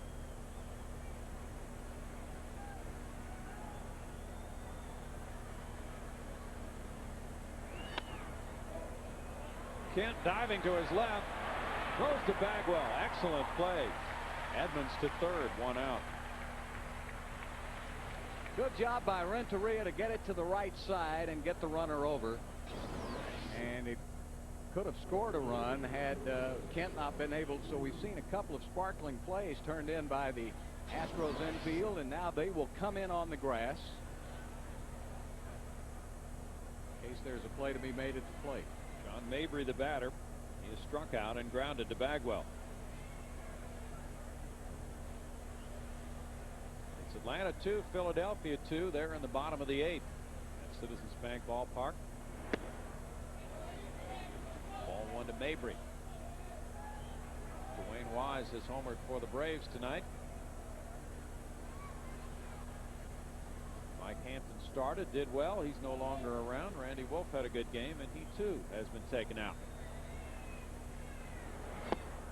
Well, this is a good situation now. When you're a strikeout pitcher like Roger Clemens, this is the time you need to dial it up. He could use a strikeout right here.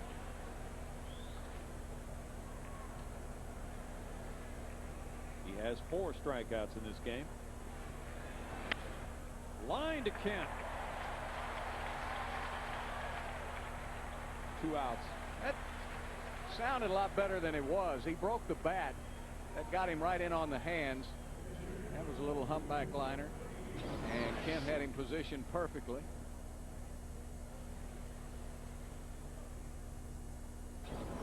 Ausmus out to talk. Matheny will be the batter, the number 8 hitter. Carpenter comes out to the on-deck circle. Matheny's 0 for 2 with a fly ball to left and a strikeout.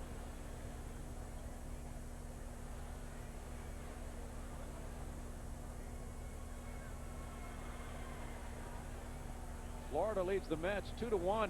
They're in the bottom of the 8th at Pro Player Stadium. Todd Zeile homered for the Mets, number 3 of the year.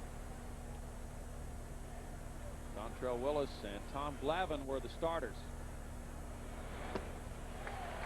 Great sinking action there. Yeah, that's the best split finger he's thrown tonight. Didn't have real good command of it in the first 2 or 3 innings, but it's starting to come around now. Been leaving it up a little bit. But Matheny was trying to gear up for the fastball and got the split finger. Got another one. 0-2.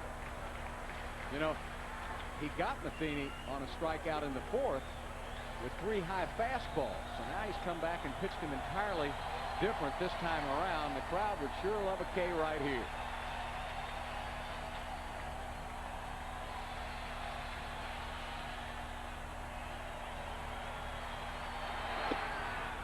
One ball, 2 strikes. Good pitch. See if you can get him to expand his strike zone a little bit.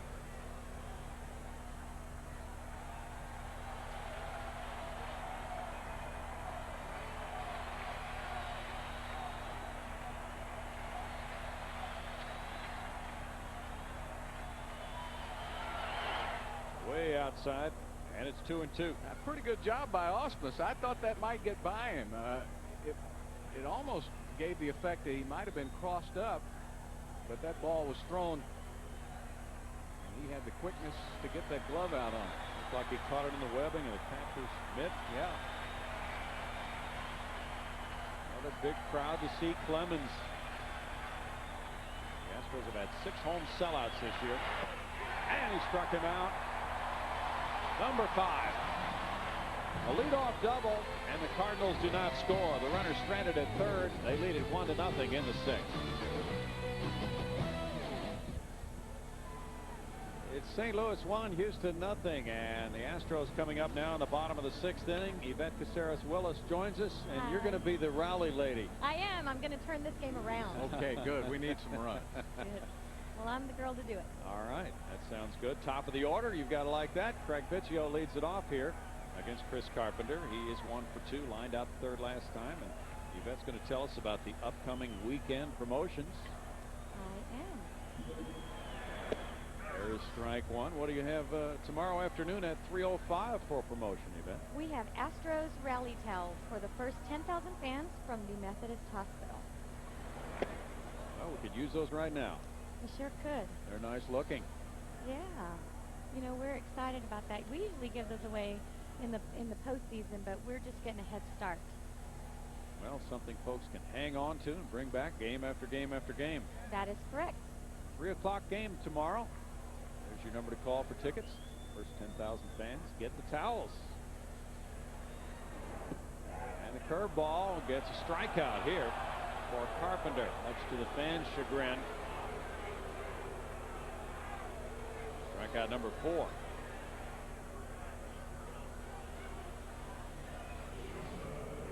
And then Sunday, the finale of this homestand. And we will not be on the air with that game. What do you have in line for the fans that day, Yvette? Well, you know, I talked to you about the kids coming out on Sunday, so we have Astros Kids trash cans for the first 10,000 kids. We've got the good guys on there, and that's from Waste Management. That is a big kid favorite here at Minute Maid Park. Don't they look good? Sure they do.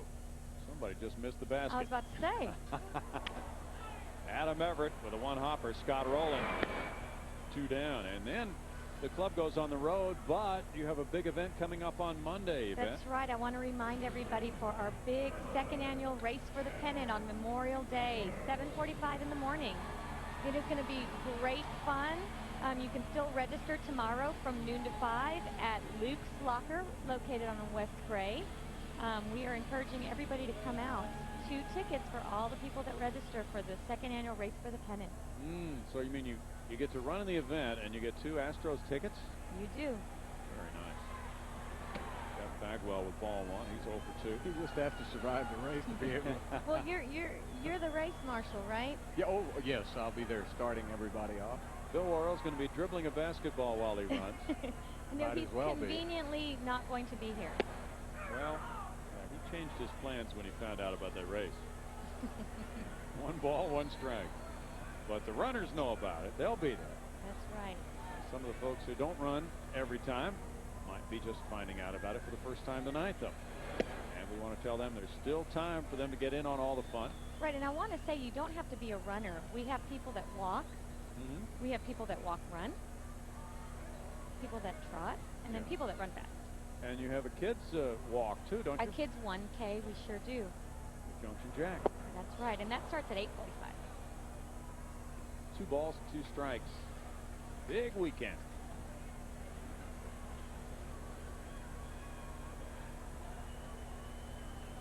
This Carpenter's trying to spoil the beginning of the weekend right here with his marvelous effort so far tonight. He only threw 8 pitches last inning. And he's up to 7 in this inning. So he's doing it without throwing a lot of pitches. He's thrown only 79 pitches here. 3-2. Jeff Kent's on deck.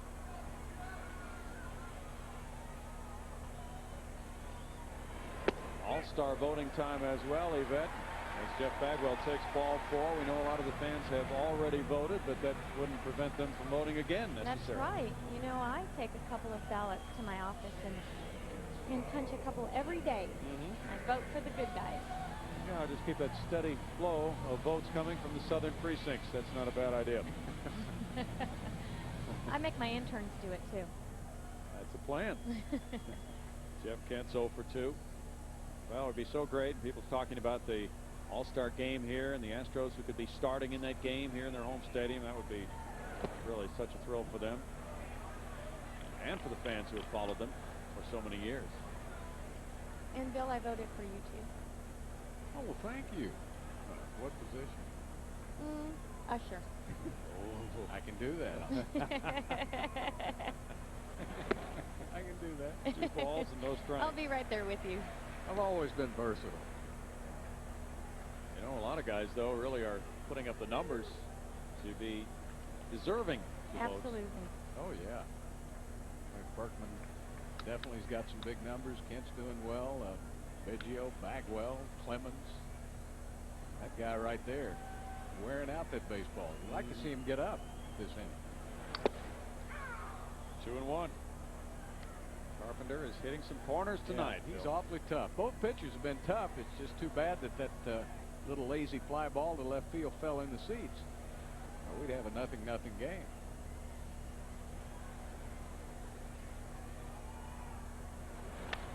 Kent fouls it back. Now the games Saturday and Sunday are not sold out, are they? That's right. There's still tickets available, so please call and get some tickets for tomorrow afternoon and Sunday afternoon. 3:05 start time tomorrow. Yeah, every time these two teams play, it seems to go right down to the final out. So these will be good games to watch Saturday and Sunday between the Astros and the Cardinals.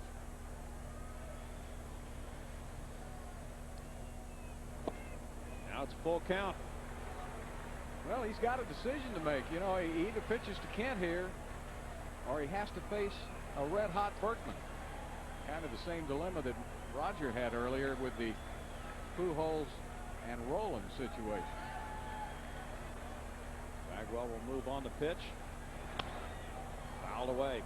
Great to see a full ballpark again tonight, Yvette. I know it is. The ballpark was beautiful tonight, and it's a wonderful night. Breezy. And we have fireworks tonight, so all the people that are here are going to get a great fireworks extravaganza from Nextel.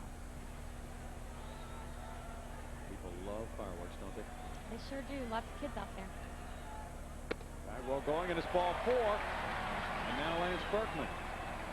See, what did I tell you? You We're got it turning going. it around. You've got it going, Yvette. Stay right here. Well, you couldn't have a better situation if you were Houston in this situation, as Dave Duncan now will go out to have a word with his pitcher, check and see how much gas is left in the tank. He's at 88 pitches. They don't have anybody up throwing right now because really the Astros, this is the first real serious rally they've had. Had some base runners, but 2-out hit would be big here. In a game like this, each pitch becomes huge.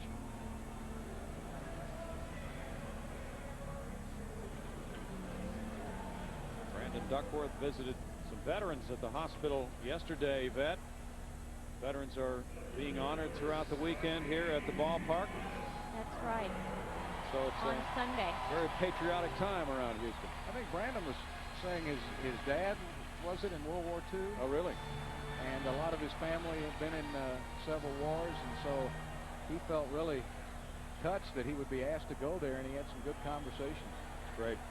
We have so many good guys on our team. Brett Ausmus was at Luke's locker today signing autographs for people signing up for the race, too. Now Berkman. All right, this could be the game decider right here, this at bat. He was hit by a pitch in the second. He walked on a 3-2 count in the fourth.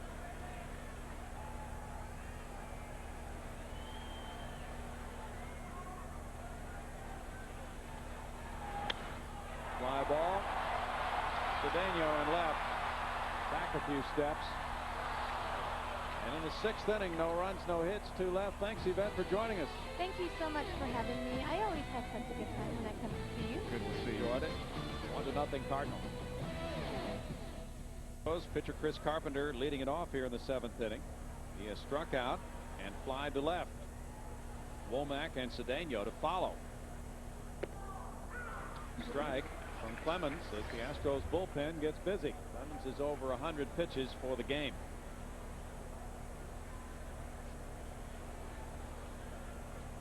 I don't think Roger can pitch much better. In fact, the run that he's given up was windblown. Pop-up, really a lazy fly ball to left field by Scott Rowland. Otherwise, he's pitched a 4-hitter here. But Carpenter has been nails. He's given up only 2 hits to the Astros. Flips off a corner and takes the count to 1-2. Ricky Stone is the right-hander and Mike Gallo the lefty. Clemens could come up in the bottom of the inning, but the Astros would need to put a man on base.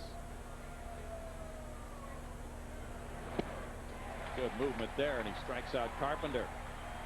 Number 6 on his 110th pitch of the night.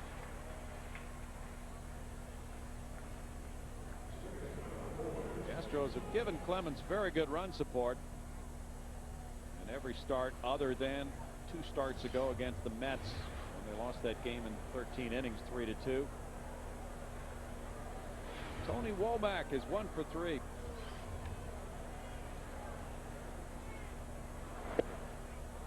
Showing bunt, he takes ball 1. The Astros have scored at least 5 runs in every other start other than the one Roger made against the Mets.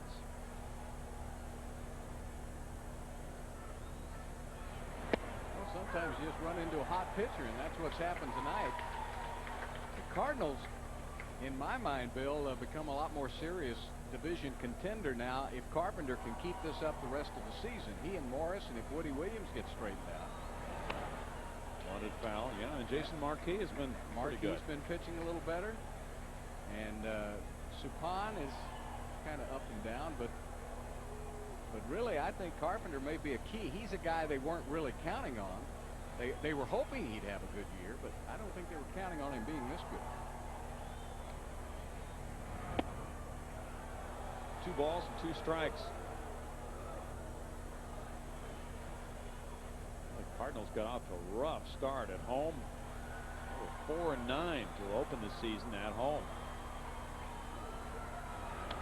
Yeah, they had their tough stretch early. The Astros faltered a little bit in Cincinnati last week, and that just happens. You have your ups and downs. You can't afford the problem with this division. You can't afford a lot of downs. You better have them mostly up, because when the Cubs get all their healthy players back, it's really going to be a dogfight. Jeff Kent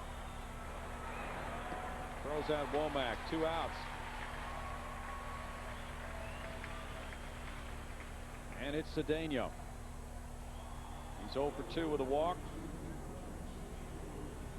In the second inning, Womack had singled and stolen second. Cedeno drove Craig Biggio back to the track in left center to catch his deep drive, and then Pujols was robbed by diving Adam Everett up the middle.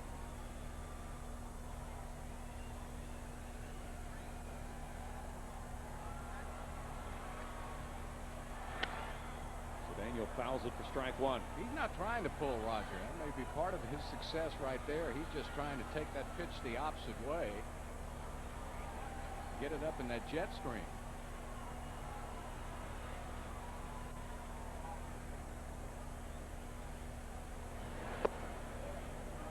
One ball, one strike. San Diego leads at Milwaukee 3-2. Brewers are batting in the bottom of the 7th inning. Reeve hit his 4th home run for Milwaukee. It's Brian Lawrence against Doug Davis. 2 balls and a strike.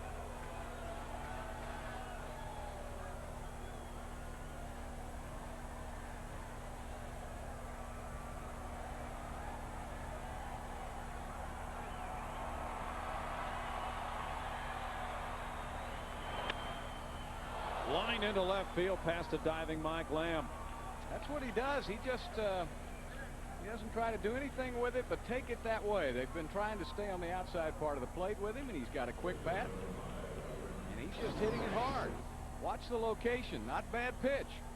You see that swing? He just did a good job of staying right on that ball, and he hit it hard. That's why he's had so much success against Mr. Clemens. That gets Pujols to the plate. He has 2 walks and a grounder to short. Well, why not run? Daniel stole second in the 5th inning. Astros haven't come close to throwing him out yet. Cardinals 3 for 3 in steals tonight. Line into left. Wow, he hit that hard. Pujols hit a screamer to give him a 6-game hitting streak, and now Rolen bats. And Jimmy Williams may want to make a change.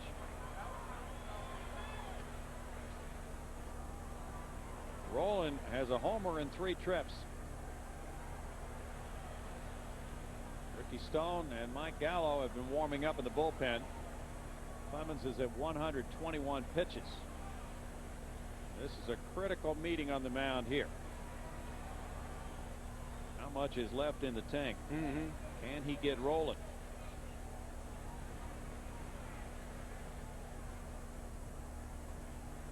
Well, according to the way they're talking, he's staying with him. It's like more of a strategy session.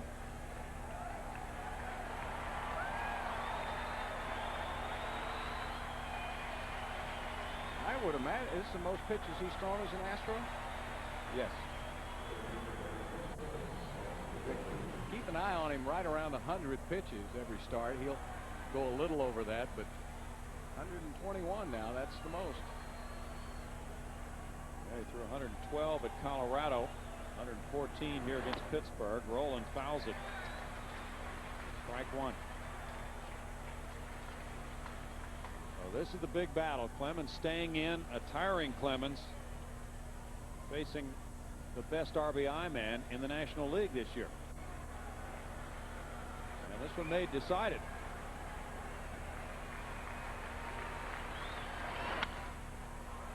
Diving Lamb to his left, throws from his knees to second. Out! Oh man, what a play!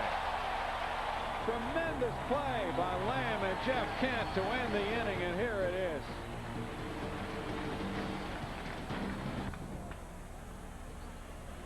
Here's tonight's game summary brought to you by Chevrolet, and Scott Rolen with a solo home run in the 4th inning, just got into the Crawford boxes, and that's it. Cardinals have tried to use their speed, but Clemens made the big pitch when it counted, and Mike Lamb leads it off this inning after a sparkling defensive play, his best of the season. Tremendous diving effort to his left, and then he threw from his knees to force Pujols. Now So Taguchi is the new left fielder, taking over for Roger Cedeno.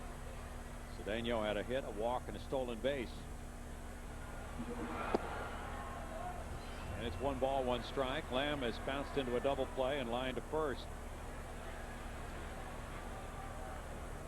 The Astros have stranded 5. The Cardinals have left 9.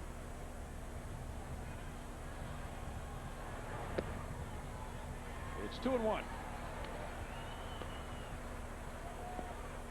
41,399, another sellout. That is the 7th home sellout for the Astros this year. 2 balls, 2 strikes. Let's look at the glove work of Mike Lamb. Well, of course, a lot of people said it was a good pickup offensively for the Astros, and that he looked very good on that play. Of course, with Clemens says, I love that. Scott Rowland may be in the house, but I like my guy. Pujols takes care of the first out. And now Brad Ausmus, who's grounded out twice.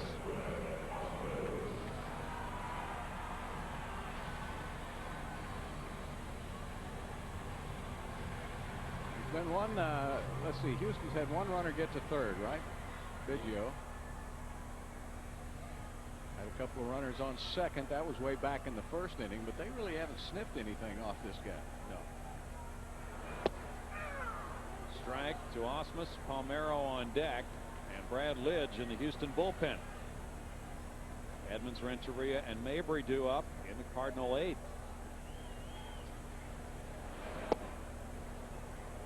It's 1-1.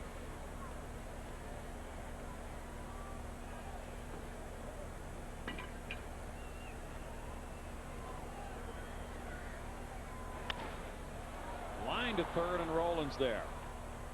Playing well off the line. 2 outs. Hey, Brownie, let's wish a happy 4th wedding anniversary to Trey and Kim Wilkinson. That's right, tonight. And Kimmy is our kind of floor director up here, and she helps us out. There she is. Kimmy, happy anniversary. And Trey does a lot of the keeps the official scorebook for us, and he's working the scoreboard tonight. They're part of our family, and Yes, they are. so 4 years you guys have been married? 4 joyous years. That's pretty good. Congratulations. That's great. Celebrating right here at the ballpark. Trey's one of the best amateur golfers in the Houston area. Orlando Palmeiro takes ball 1.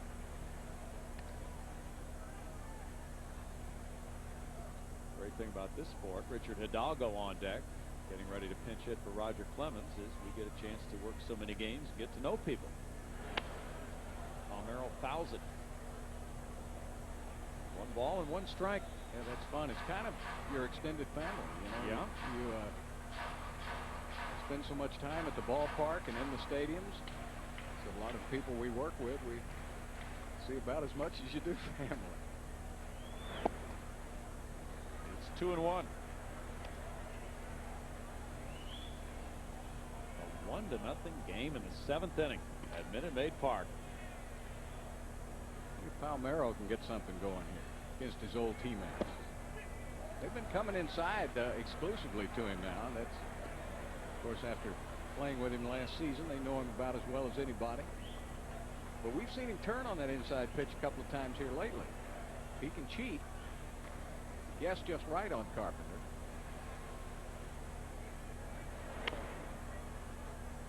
Bounce that one foul. It's 3-2 now. Well, the players like Palmeiro and Lamb, Vizcaíno, been responding very well to some playing time recently as starters. They've been doing very well also as pinch hitters. Yeah, Jimmy talked about that tonight, and he said, you know, that's part of his job is managing, keeping everybody involved. Carpenter cuts it off. Helped himself out defensively. With a 1-2-3 7th inning, the Cardinals maintain a 1-0 lead.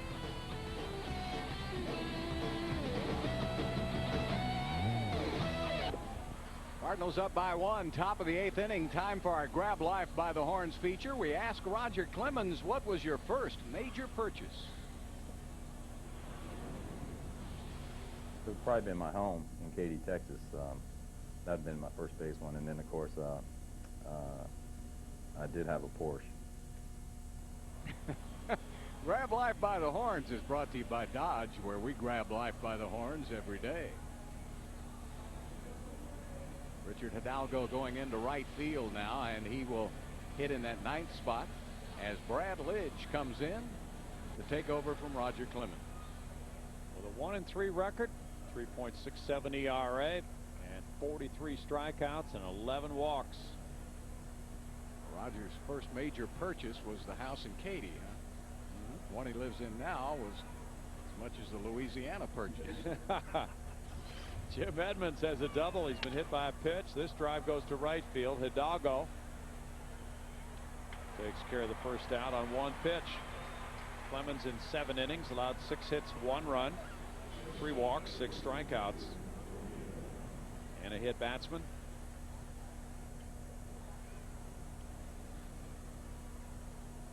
And really worked hard, over 120 pitches tonight. Boy, he battled. Edgar Renteria next. He's 1 for 3. Lidge hits the outside corner with strike 1. Because of the double switch, Lidge is in the 8th spot in the order with Palmeiro leaving the game. As Bill mentioned, Hidalgo bats 9th. He'll be leading it off in the bottom of the inning. No balls, 2 strikes. John Mabry on deck.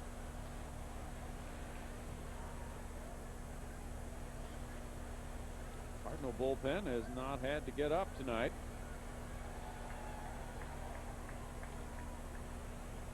Cubs are leading 3-1 in game 2 in the bottom of the 5th.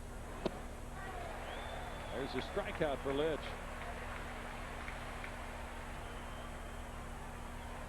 Well, it's time for our Corona Miles Away factoid on this day, May 28, 1957. New York baseball fans grieve as both the Giants and Dodgers were given permission to move to San Francisco and Los Angeles.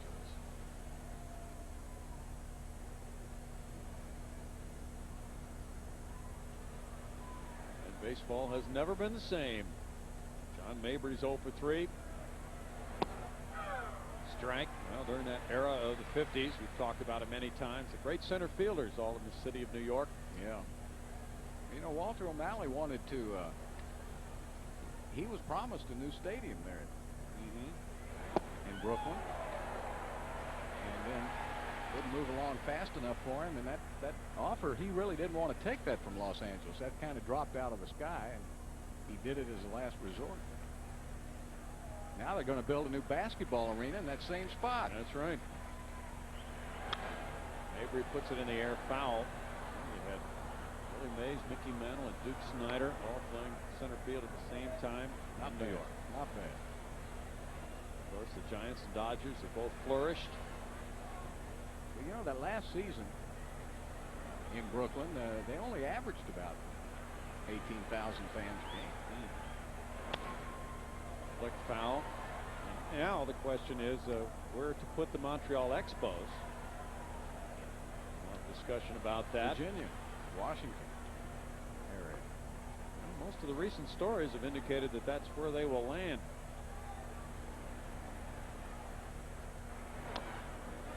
Fouls it, staying alive, but no balls, 2 strikes.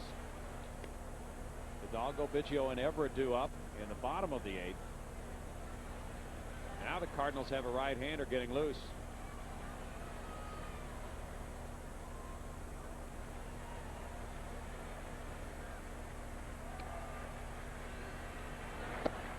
And a strikeout ends it in the Cardinal 8th inning. The second for Lidge. Still 1-0 Cardinals.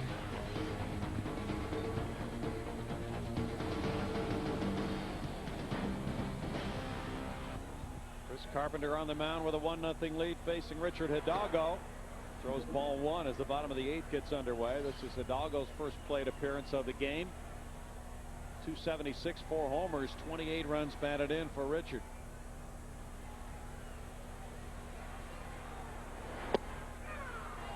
It's 1-1 for Carpenter. Hidalgo had a good game Wednesday night with a single, a double, and an intentional walk.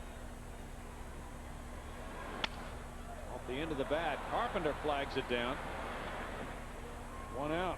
As deep as Womack was playing, if that gets by Carpenter, that would have been a tough play for them to make. So here is tonight's player of the game, brought to you by Gatorade, and it has been Mr. Carpenter. Chris Carpenter has been rolling right along, and he's up to 107 pitches, and it doesn't look like he's lost a thing. He's allowed 2 singles. He's walked 3, hit 2 batters. Craig Biggio opened the home first with a single. He's 1 for 3. Strike. Carpenter still gearing it up there at 94.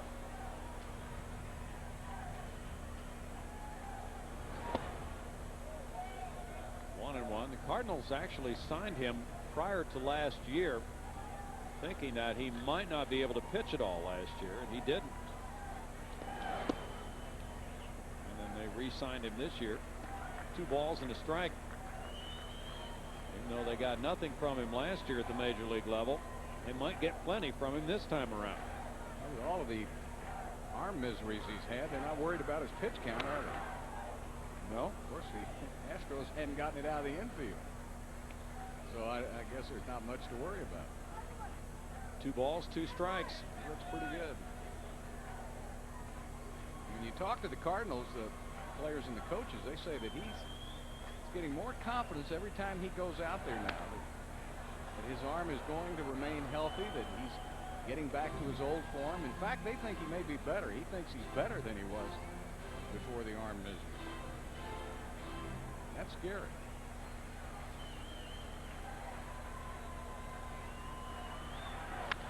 Bouncer, Renteria. 2 outs with Julian Tavares warming up in the bullpen for St. Louis. Brownie, talking about Houston and St. Louis, Solly Hemus is in the house tonight. We just saw him on the big scoreboard. Solly, a former Houston Buff, manager of the Cardinals back in the 50s. Great ball player who made his home here in Houston.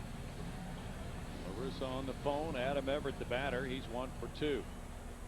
9 members of the 1956 Cardinals later managed in the big leagues. Ball 1. Ken Boyer, Joe Frazier, Alvin Dark, Alex Grammas, Brady Hatton, Solly Hemus, Whitey Lockman, Red Schoendienst, and Bill Burden. Pretty good roster right there. In the hole at shortstop. Long throw from Renteria. Out at first. What a play. The dig by Pujols. And it's 1-0. St. Louis moving to the 9th. Had a 1-2-3 8th inning, and now he stays in for the 9th. Matheny, and then the pitcher's spot with a pinch hitter on deck, Marlon Anderson, and Womack due up. 1-0 St. Louis. The Cardinals have 6 of the 8 hits tonight. They have stranded 9. Matheny is 0 for 3. Biggio shading well to right center. Up the middle. Kent. Good play to Bagwell. You know, usually when you get a couple of pitchers that are mowing them down early in a game, the defensive players get on the balls of their feet. They really make some outstanding plays, and we have seen a very well played game here tonight. Excellent game. Marlon Anderson is the pinch hitter now for the pitcher Carpenter. Anderson was playing quite a bit earlier this season. Not so much lately. 315, 4 homers, 9 runs batted in, 89 at bats for Anderson. As a pinch hitter, he's done well. 6 for 15, 1 homer, and 2 runs batted in for Marlon Anderson. Has terrific speed, and he's a free swinger. Doesn't do a lot of little things that you see from most middle infielders. Strike to Anderson. 8 innings for Chris Carpenter. He allowed 2 hits and no runs through 114 pitches. 70 of them strikes. He walked 3, hit 2 batters, had 13 ground ball outs, struck out 4. Bouncer Bagwell's way, foul. Well, Lidge has come in throwing strikes, Brownie. He's thrown 1 ball in 14 pitches. Phenomenal. He's coming in and challenging them, and that's why he's back out there for the 2nd inning. He did the 1st inning in minimum of work. 1-2 to Anderson, former Philadelphia Philly, Tampa Bay Devil Ray. In the dirt, it's 2-2. Anderson has made 9 starts in the outfield, but earlier this year, the Cardinals needed him to do that because of the injuries in their outfield. And more recently, he's been a second baseman most of the time in his career. Tony Womack has been playing most of the time at second, so he's been on the bench quite a bit. Fouls it back. They tried him out at the top of the order, but it's tough to put him up there. He's not really a top of the order guy, and he doesn't drive in that many runs, so it's hard to find a spot for him offensively.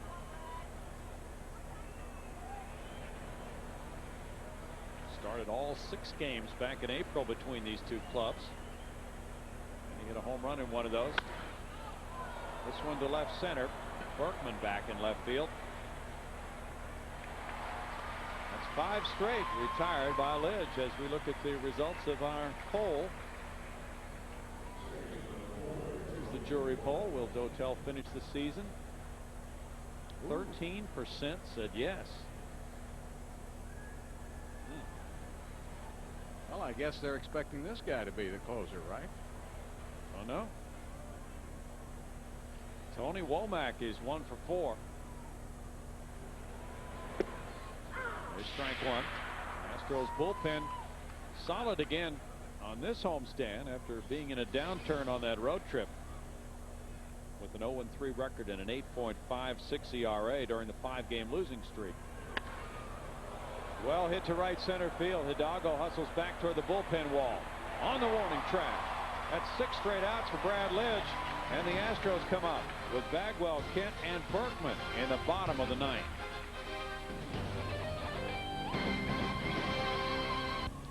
One nothing St. Louis as we head to the bottom of the 9th, and here is tonight's Higher Standards replay brought to you by Bank of America. Cardinals threatening, came back in the 3rd inning. Look at this diving stop and the throw out at first by Adam Everett. Not only did you like it, Roger Clemens loved it.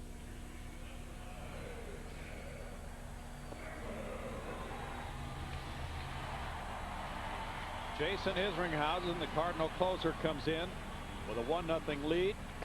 And the Astros have Bagwell, Kent, and Berkman due to face him in the bottom of the 9th. He has 2 wins and 9 saves, Bill. Well, that's the big horse for the Cardinals, and that's what he has done so far this season. Opponent's hitting .250, which is up a little bit from last year. Remember, last year he missed 63 games.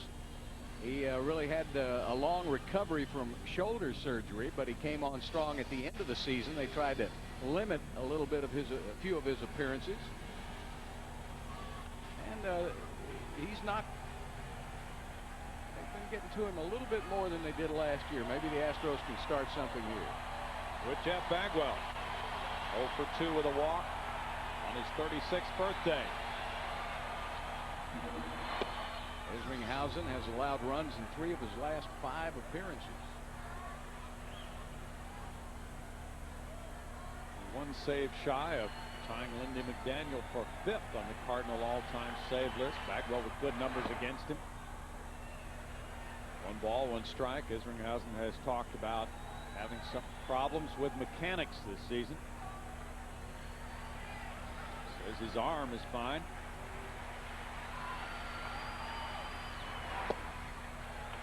It's 2-1. He's walked 11 in 22 2/3 innings and allowed 21 hits. So that's 32 base runners.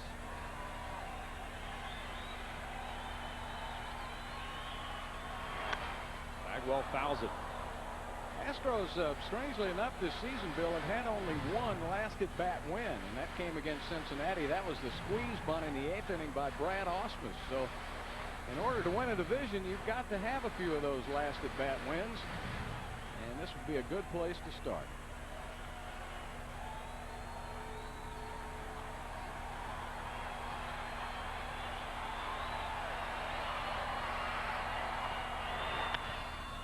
Renteria, 1 out. Now it's Jeff Kent. One thing I noticed, the Astros, when you were in Cincinnati, I think you brought that stat up, but the Astros are 3-6 in 1-run games. Cincinnati had won, what, 15? Check back. Of 1-run games? Well, they had won 7 by 1 and 9 by 2. Okay, yeah, it was 2. Right. It was 2 or less. So 16 wins by 1 or 2 runs. And that's big. Yep. I mean, that's how you put a good season together. Astros have to be able to win those close games because they're going to have a lot more of them coming up. Kent 0 for 2 with a walk. Berkman on deck. Fans standing. Isringhausen goes to 2-0 in the count. He has saves in 7 of his last 10 appearances.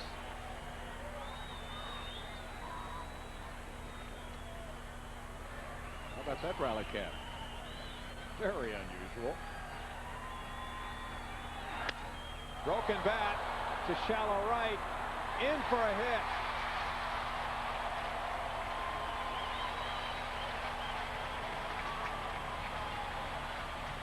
Well, you take them any way you can get them.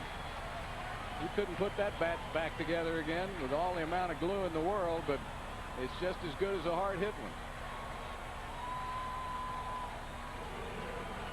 That's the first hit by Houston since the 4th inning. That's how tough Carpenter has been. And now Isringhausen. But if you can get a soft hit and then a hard hit, this game could be over. Let's see if Berkman could send everybody home. That would be fun, wouldn't it? That would be dynamic for these people who are on their feet. It'd be a nice way to start the fireworks. Oh, yeah. Infield shift is on. Ball 1. Berkman was hit by a pitch. He walked, and then with 2 men on, he hit a fly ball to left.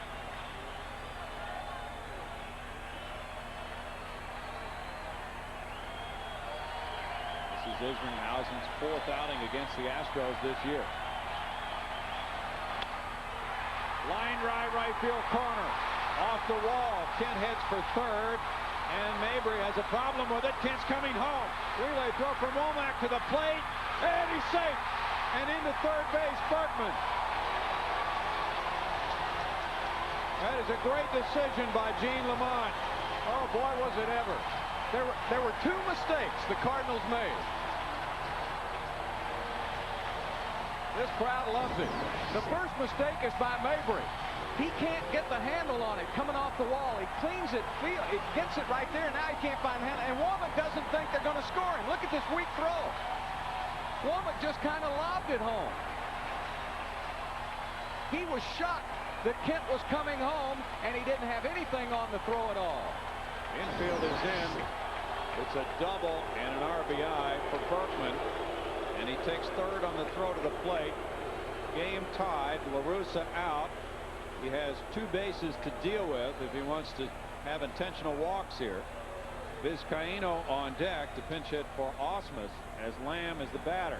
Womack, with that elbow surgery he had last winter, has not been able to get a lot on some of his throws this year. And of course, Gene Lamont had to know that.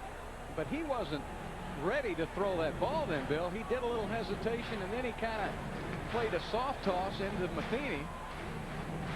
Boy, Gene Lamont's been on a roll down at third base here in the last week. He's been sending runners at just the right time. He did it with 1 out. Yep. A good throw by Womack would have had him. Infield in. Lamb 0 for 3. Strike 1. One thing I like about Lamb, he doesn't go up there taking. He's a very aggressive hitter. He's gotten the runner home from third 5 times in 8 tries with less than 2 outs. Outfield is playing way in, so if you can get a medium deep fly ball, that'll be enough.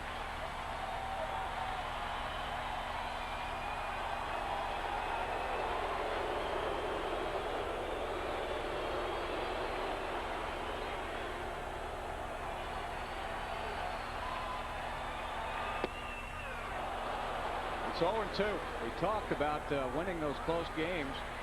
The Cardinals were 20-1 when leading after 8 innings coming into tonight. That's how tough they have been in the late innings.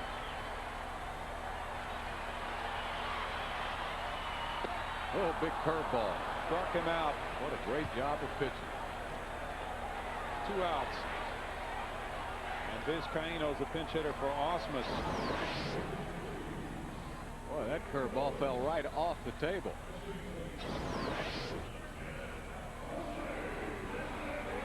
Vizcaíno with a .200 batting average. Has no homers, 3 runs batted in. They'll put him on. And Morgan Ensberg is on deck. Will the pitcher spot due up next? The Astros don't have any more left-handed hitters. No, this is it. And of course, they don't want to. Besides the lefty-righty matchup, Vizcaíno, used to these pressure situations. He's been in them a lot with the Yankees in the World Series. He's had some key pinch hits. He's a tough man to defense. They'd rather take their chances with Ensberg, although Morgan has been red hot this month. So that may be the matchup that Jimmy set up here with this pinch hit by Vizcaino. Now Ensberg will get a chance to hit. Two of the better managers on these bench situations here going head to head. Left-handed hitters are hitting .294 against Isringhausen. That's before this game. And Berkman got a double tonight. Right-handed batters .220. So it's Ensberg pinch hitting for Lidge. Lidge worked 2 perfect innings with 2 strikeouts. .274 for Ensberg. 17 runs batted in.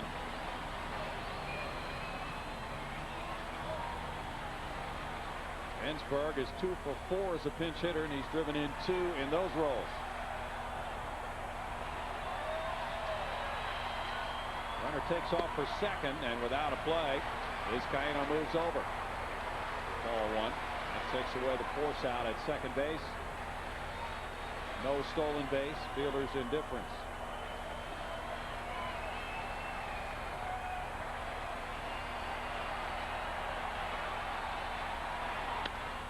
Fly ball to shallow right. Mabry coming in. Womack out. Mabry slides and gets it to send the game to extra innings. 1 run, 2 hits for the Astros. They strand 2, and it's tied at 1, moving to the 10th. Extra innings. St. Louis 1, Houston 1 through 9. Cardinals are 3-0 in extra innings. The Astros are 0-3. Raul Chavez goes in to do the catching. Brad Ausmus left for the pinch hitter. And on the mound, it's Octavio Dotel. Chavez is in the 7th spot in the lineup. Dotel 8th. Dotel is 0-2, 7 saves and 9 tries, a 3.13 ERA, 34 strikeouts in 23 innings, and 10 walks. He's allowed 4 homers. He takes over for the 10th. And a pinch hitter comes up for So Taguchi, Ray Langford. Langford pinch hits for Taguchi, who had gone in defensively for Roger Cedeno. Langford .257, 4 homers, 9 runs batted in. Has hit .333 against the Astros. He has 113 at bats this season. 1 for 8 as a pinch hitter. Dotel delivers ball 1. Albert Pujols is on deck with Scott Rowland to follow. These two teams played 12 innings here on the 22nd of April. The Cardinals won that game 2-1. Well, we hurried that one up there at about 94. 1 ball, 1 strike. How do you like this to start out the series? Quite a game. And an afternoon game tomorrow.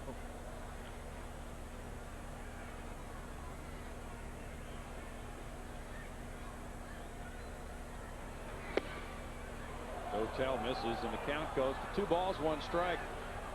Dotel pitched both Tuesday and Wednesday against the Cubs. 1 hitless inning in both of those games. And his last outing in Florida was also 1 hitless inning. Yep, this is the problem you have with Dotel in the late innings. He's going to put several runners on sometimes, or he has been with his wildness, and you can't afford to do that. Langford has good speed, and you don't want to put runners on in front of Pujols, Rowland, and Edman. They got to come right after this guy.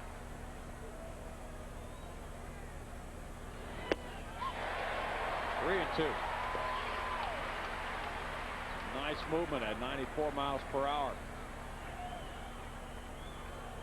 Dotel is 2nd in the National League in relief strikeouts to his teammate Brad Lidge, who got 2 more tonight.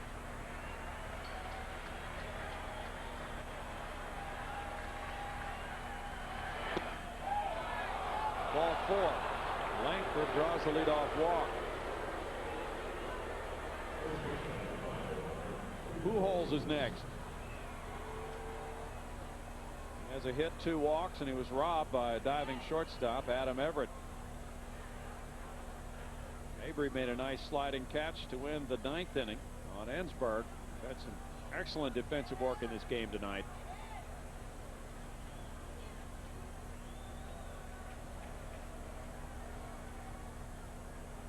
does not have a big lead. Dotel steps off. Bill, Dotel now with 11 walks in 23 innings pitched. That's not a real good statistic for your closer. I'd see a little better control. Let's see maybe if he can get a ground ball here.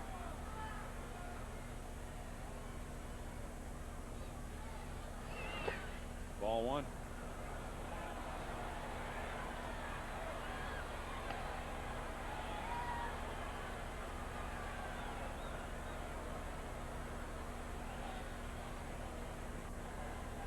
Dotel converted his first 6 saves and then had a couple of blown saves at home against Florida and New York.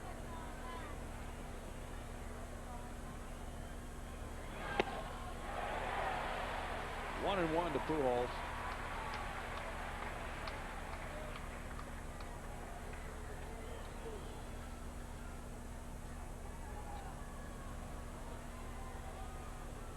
He's been one of the best young hitters to come into the major leagues in the last 20 or 30 years. Led the league with a .359 average last year.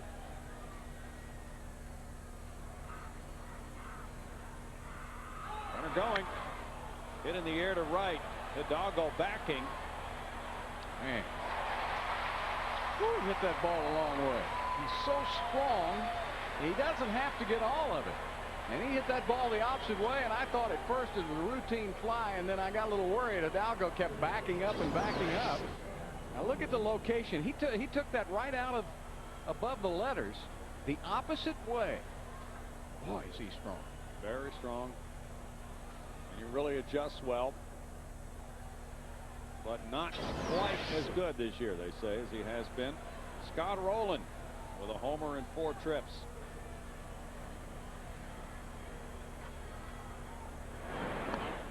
Pujols just been phenomenal. He has set such a career path. It's going to be tough for him to keep doing what he's done the first 3 years as a big leaguer. Jim Edmonds is on deck.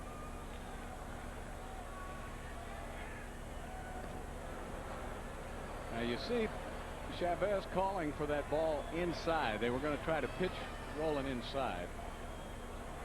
It's a good idea if you get it there, but you got to get it in there. Don't leave it out over the plate. Now they're going to go back away. Out into shallow center field. It loops in for a hit. Langford goes to third. Rowland's second hit of the night. Well, again, the inability of Dotel to put the ball where he needs to be effective as a late inning pitcher. Again, the call was for the ball over the outside part of the plate. Look where the location is. See the gloves way out there. He misses that location by a good couple of feet. He still got that ball running in on Rowland pretty well, but Rowland's a good hitter, and he was able to adjust. Rowland at first, Langford at third, Jim Edmonds the batter. Edmonds 1 for 3, a double. He was hit by a pitch. Renteria's on deck. Infielders come in tight.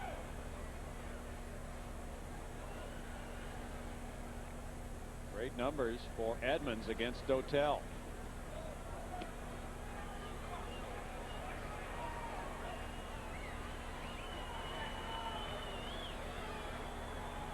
Coming into this season, Edmonds had the highest career batting average of any opponent at Minute Maid Park. Not a good swing there, and it's strike one. And that's his weakness, the high fastball. That's everybody's weakness. That one came in at 96. That and ice cream, right? That's it. Exactly.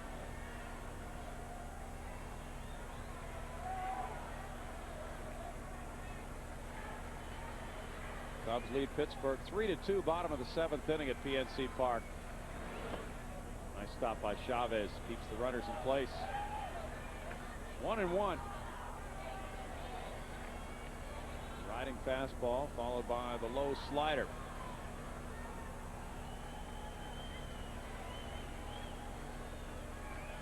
These two teams will be doing battle in St. Louis June 4th through the 6th.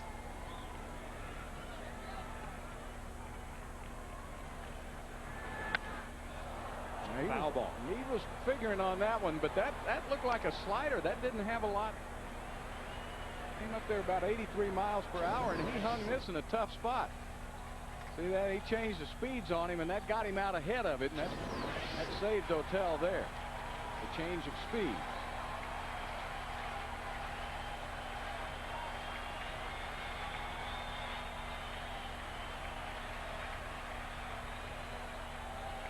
He balked. And the run will score to give the Cardinals a 2-1 lead. It was called by the third base umpire, Hunter Wendelstedt. Now Jimmy Williams is coming out. Oh, what a way. Well, let the run cross the plate.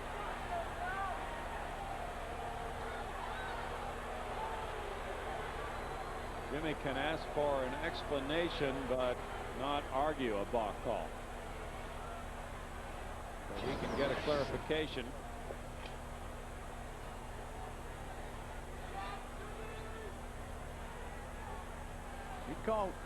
He called a flinch. I'll have to see it again, but well, he stepped off the rubber. He did after he flinched. I think if he'd been stepping off the rubber at the same time. Let's look at it again now. Watch. Does he step off at the same time? Yeah. You know, it's just such a stupid call. They let him fake the third and fake the first and do all of that stuff, and then they call a flinch like that in a game of this magnitude. See, I don't understand. Let the players decide.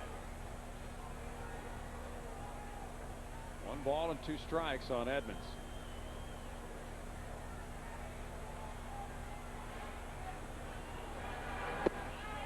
Throw to second. The runner was edging off base, rolling, but he got back, and there's the strikeout of Edmonds. 2 outs. I just don't think these people, this sellout crowd, paid this money to come to a game to watch an umpire make a balk call to decide the game. Dotel's yelling over there now. That's I hate that. Just terrible. Edgar Renteria is 1 for 4. He singled in the 4th inning. Now, that's a tough way for that go-ahead run to score. Yeah. These two teams have played hard. Let the players decide the game. I mean, really, Bill, you could call a balk on just about any play you wanted to. It's such a fine line on when you balk and when you don't. There have been umpires in the league down through the years that have led all umpires in calling balks. Some don't call them at all. And in that situation,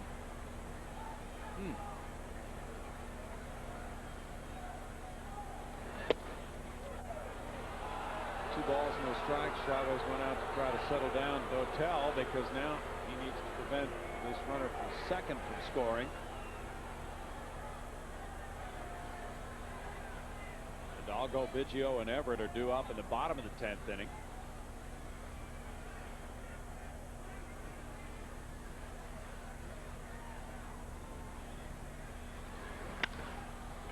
Well hit to right, Hidalgo. In the 10th inning, the Cardinals get the go-ahead run on a balk call. 1 run, 1 hit, 1 left.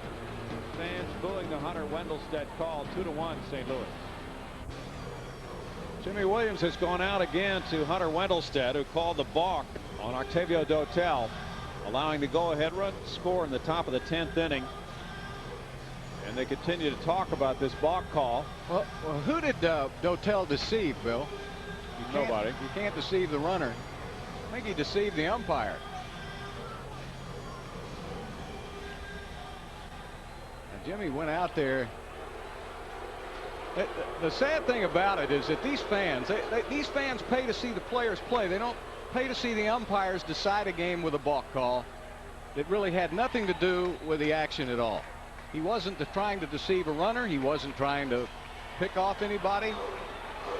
And I would hate to see the game end that way, where the umpire actually made the call on the game. Richard Hidalgo leads it off in the home 10th inning. He grounded back to the pitcher in the 8th. Fans behind the Astros here. As he fouls it for strike one. They want to see some justice in their eyes. See if Richie can be a little more selective here and get a pitch that he can handle. He's just been this entire month swinging at just about everything thrown up there. And if he gets something outside, see if you go the other way with it. Had some good at bats Wednesday night.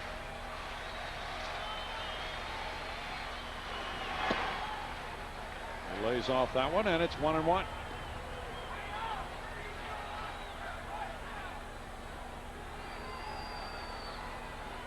Isringhausen in his second inning of work.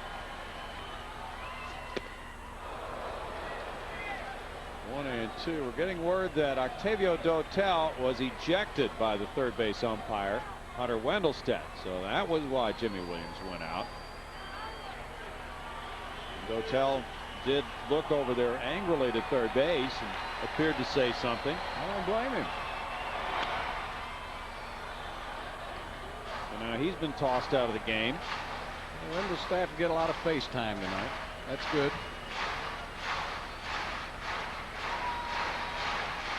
So if the game moves on to the 11th inning, the Astros need another pitcher.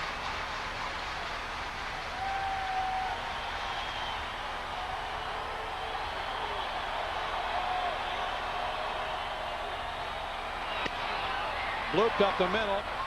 Womack. One out.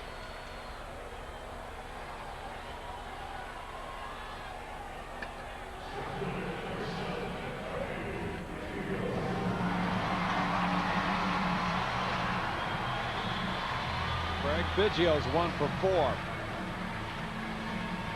Adam Everett on deck. Third baseman rolling just about even with the bag.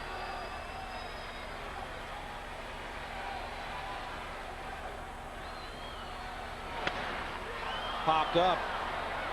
Renteria has the angle on it. 2 outs.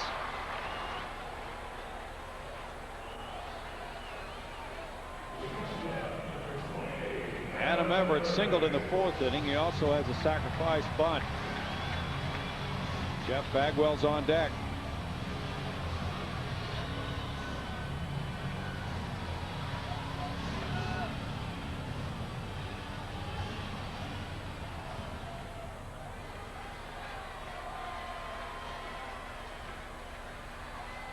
Isringhausen, who got the blown save in the 9th, trying to regroup and get a win. Ball 1 to Everett. Cardinal bullpen now has 6 blown saves this year.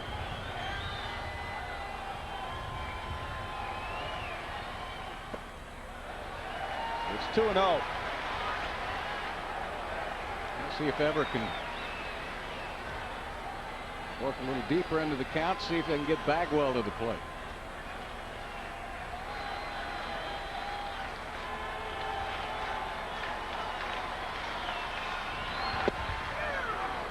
Two balls and a strike. 31-year-old Jason Isringhausen from Brighton, Illinois, Cardinal country. He's come back from surgery a couple of times in his career, more than 2 times, in fact. Lined, and Womack can't get it. Everett is on with his second hit of the game. Well, I love that Everett. He's going to get on somehow. He's not going to always hit it the hardest of any of the players in that lineup, but he got a bat on the ball, and he did what he was supposed to do, and that's to get his #1 hitter up there at the plate. So now Bagwell's going to get some hacks.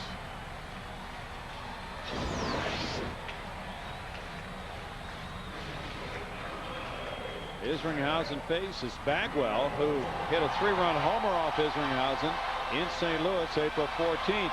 I'll just take a 2-run homer now. That's enough to get it done. Jeff 0 for 3 with a walk. Runner going, and he cranks it foul. Trying to get that tying run over there in scoring position for Bagwell. And you think that bothers the hitter when that happens? No, Maybe if he jumps off second toward third, it does sometimes. Joe Morgan never liked that when he was hitting. He didn't like the runner off second breaking for third. I know you're trying to focus on that ball and you see that movement out of the corner of your eye.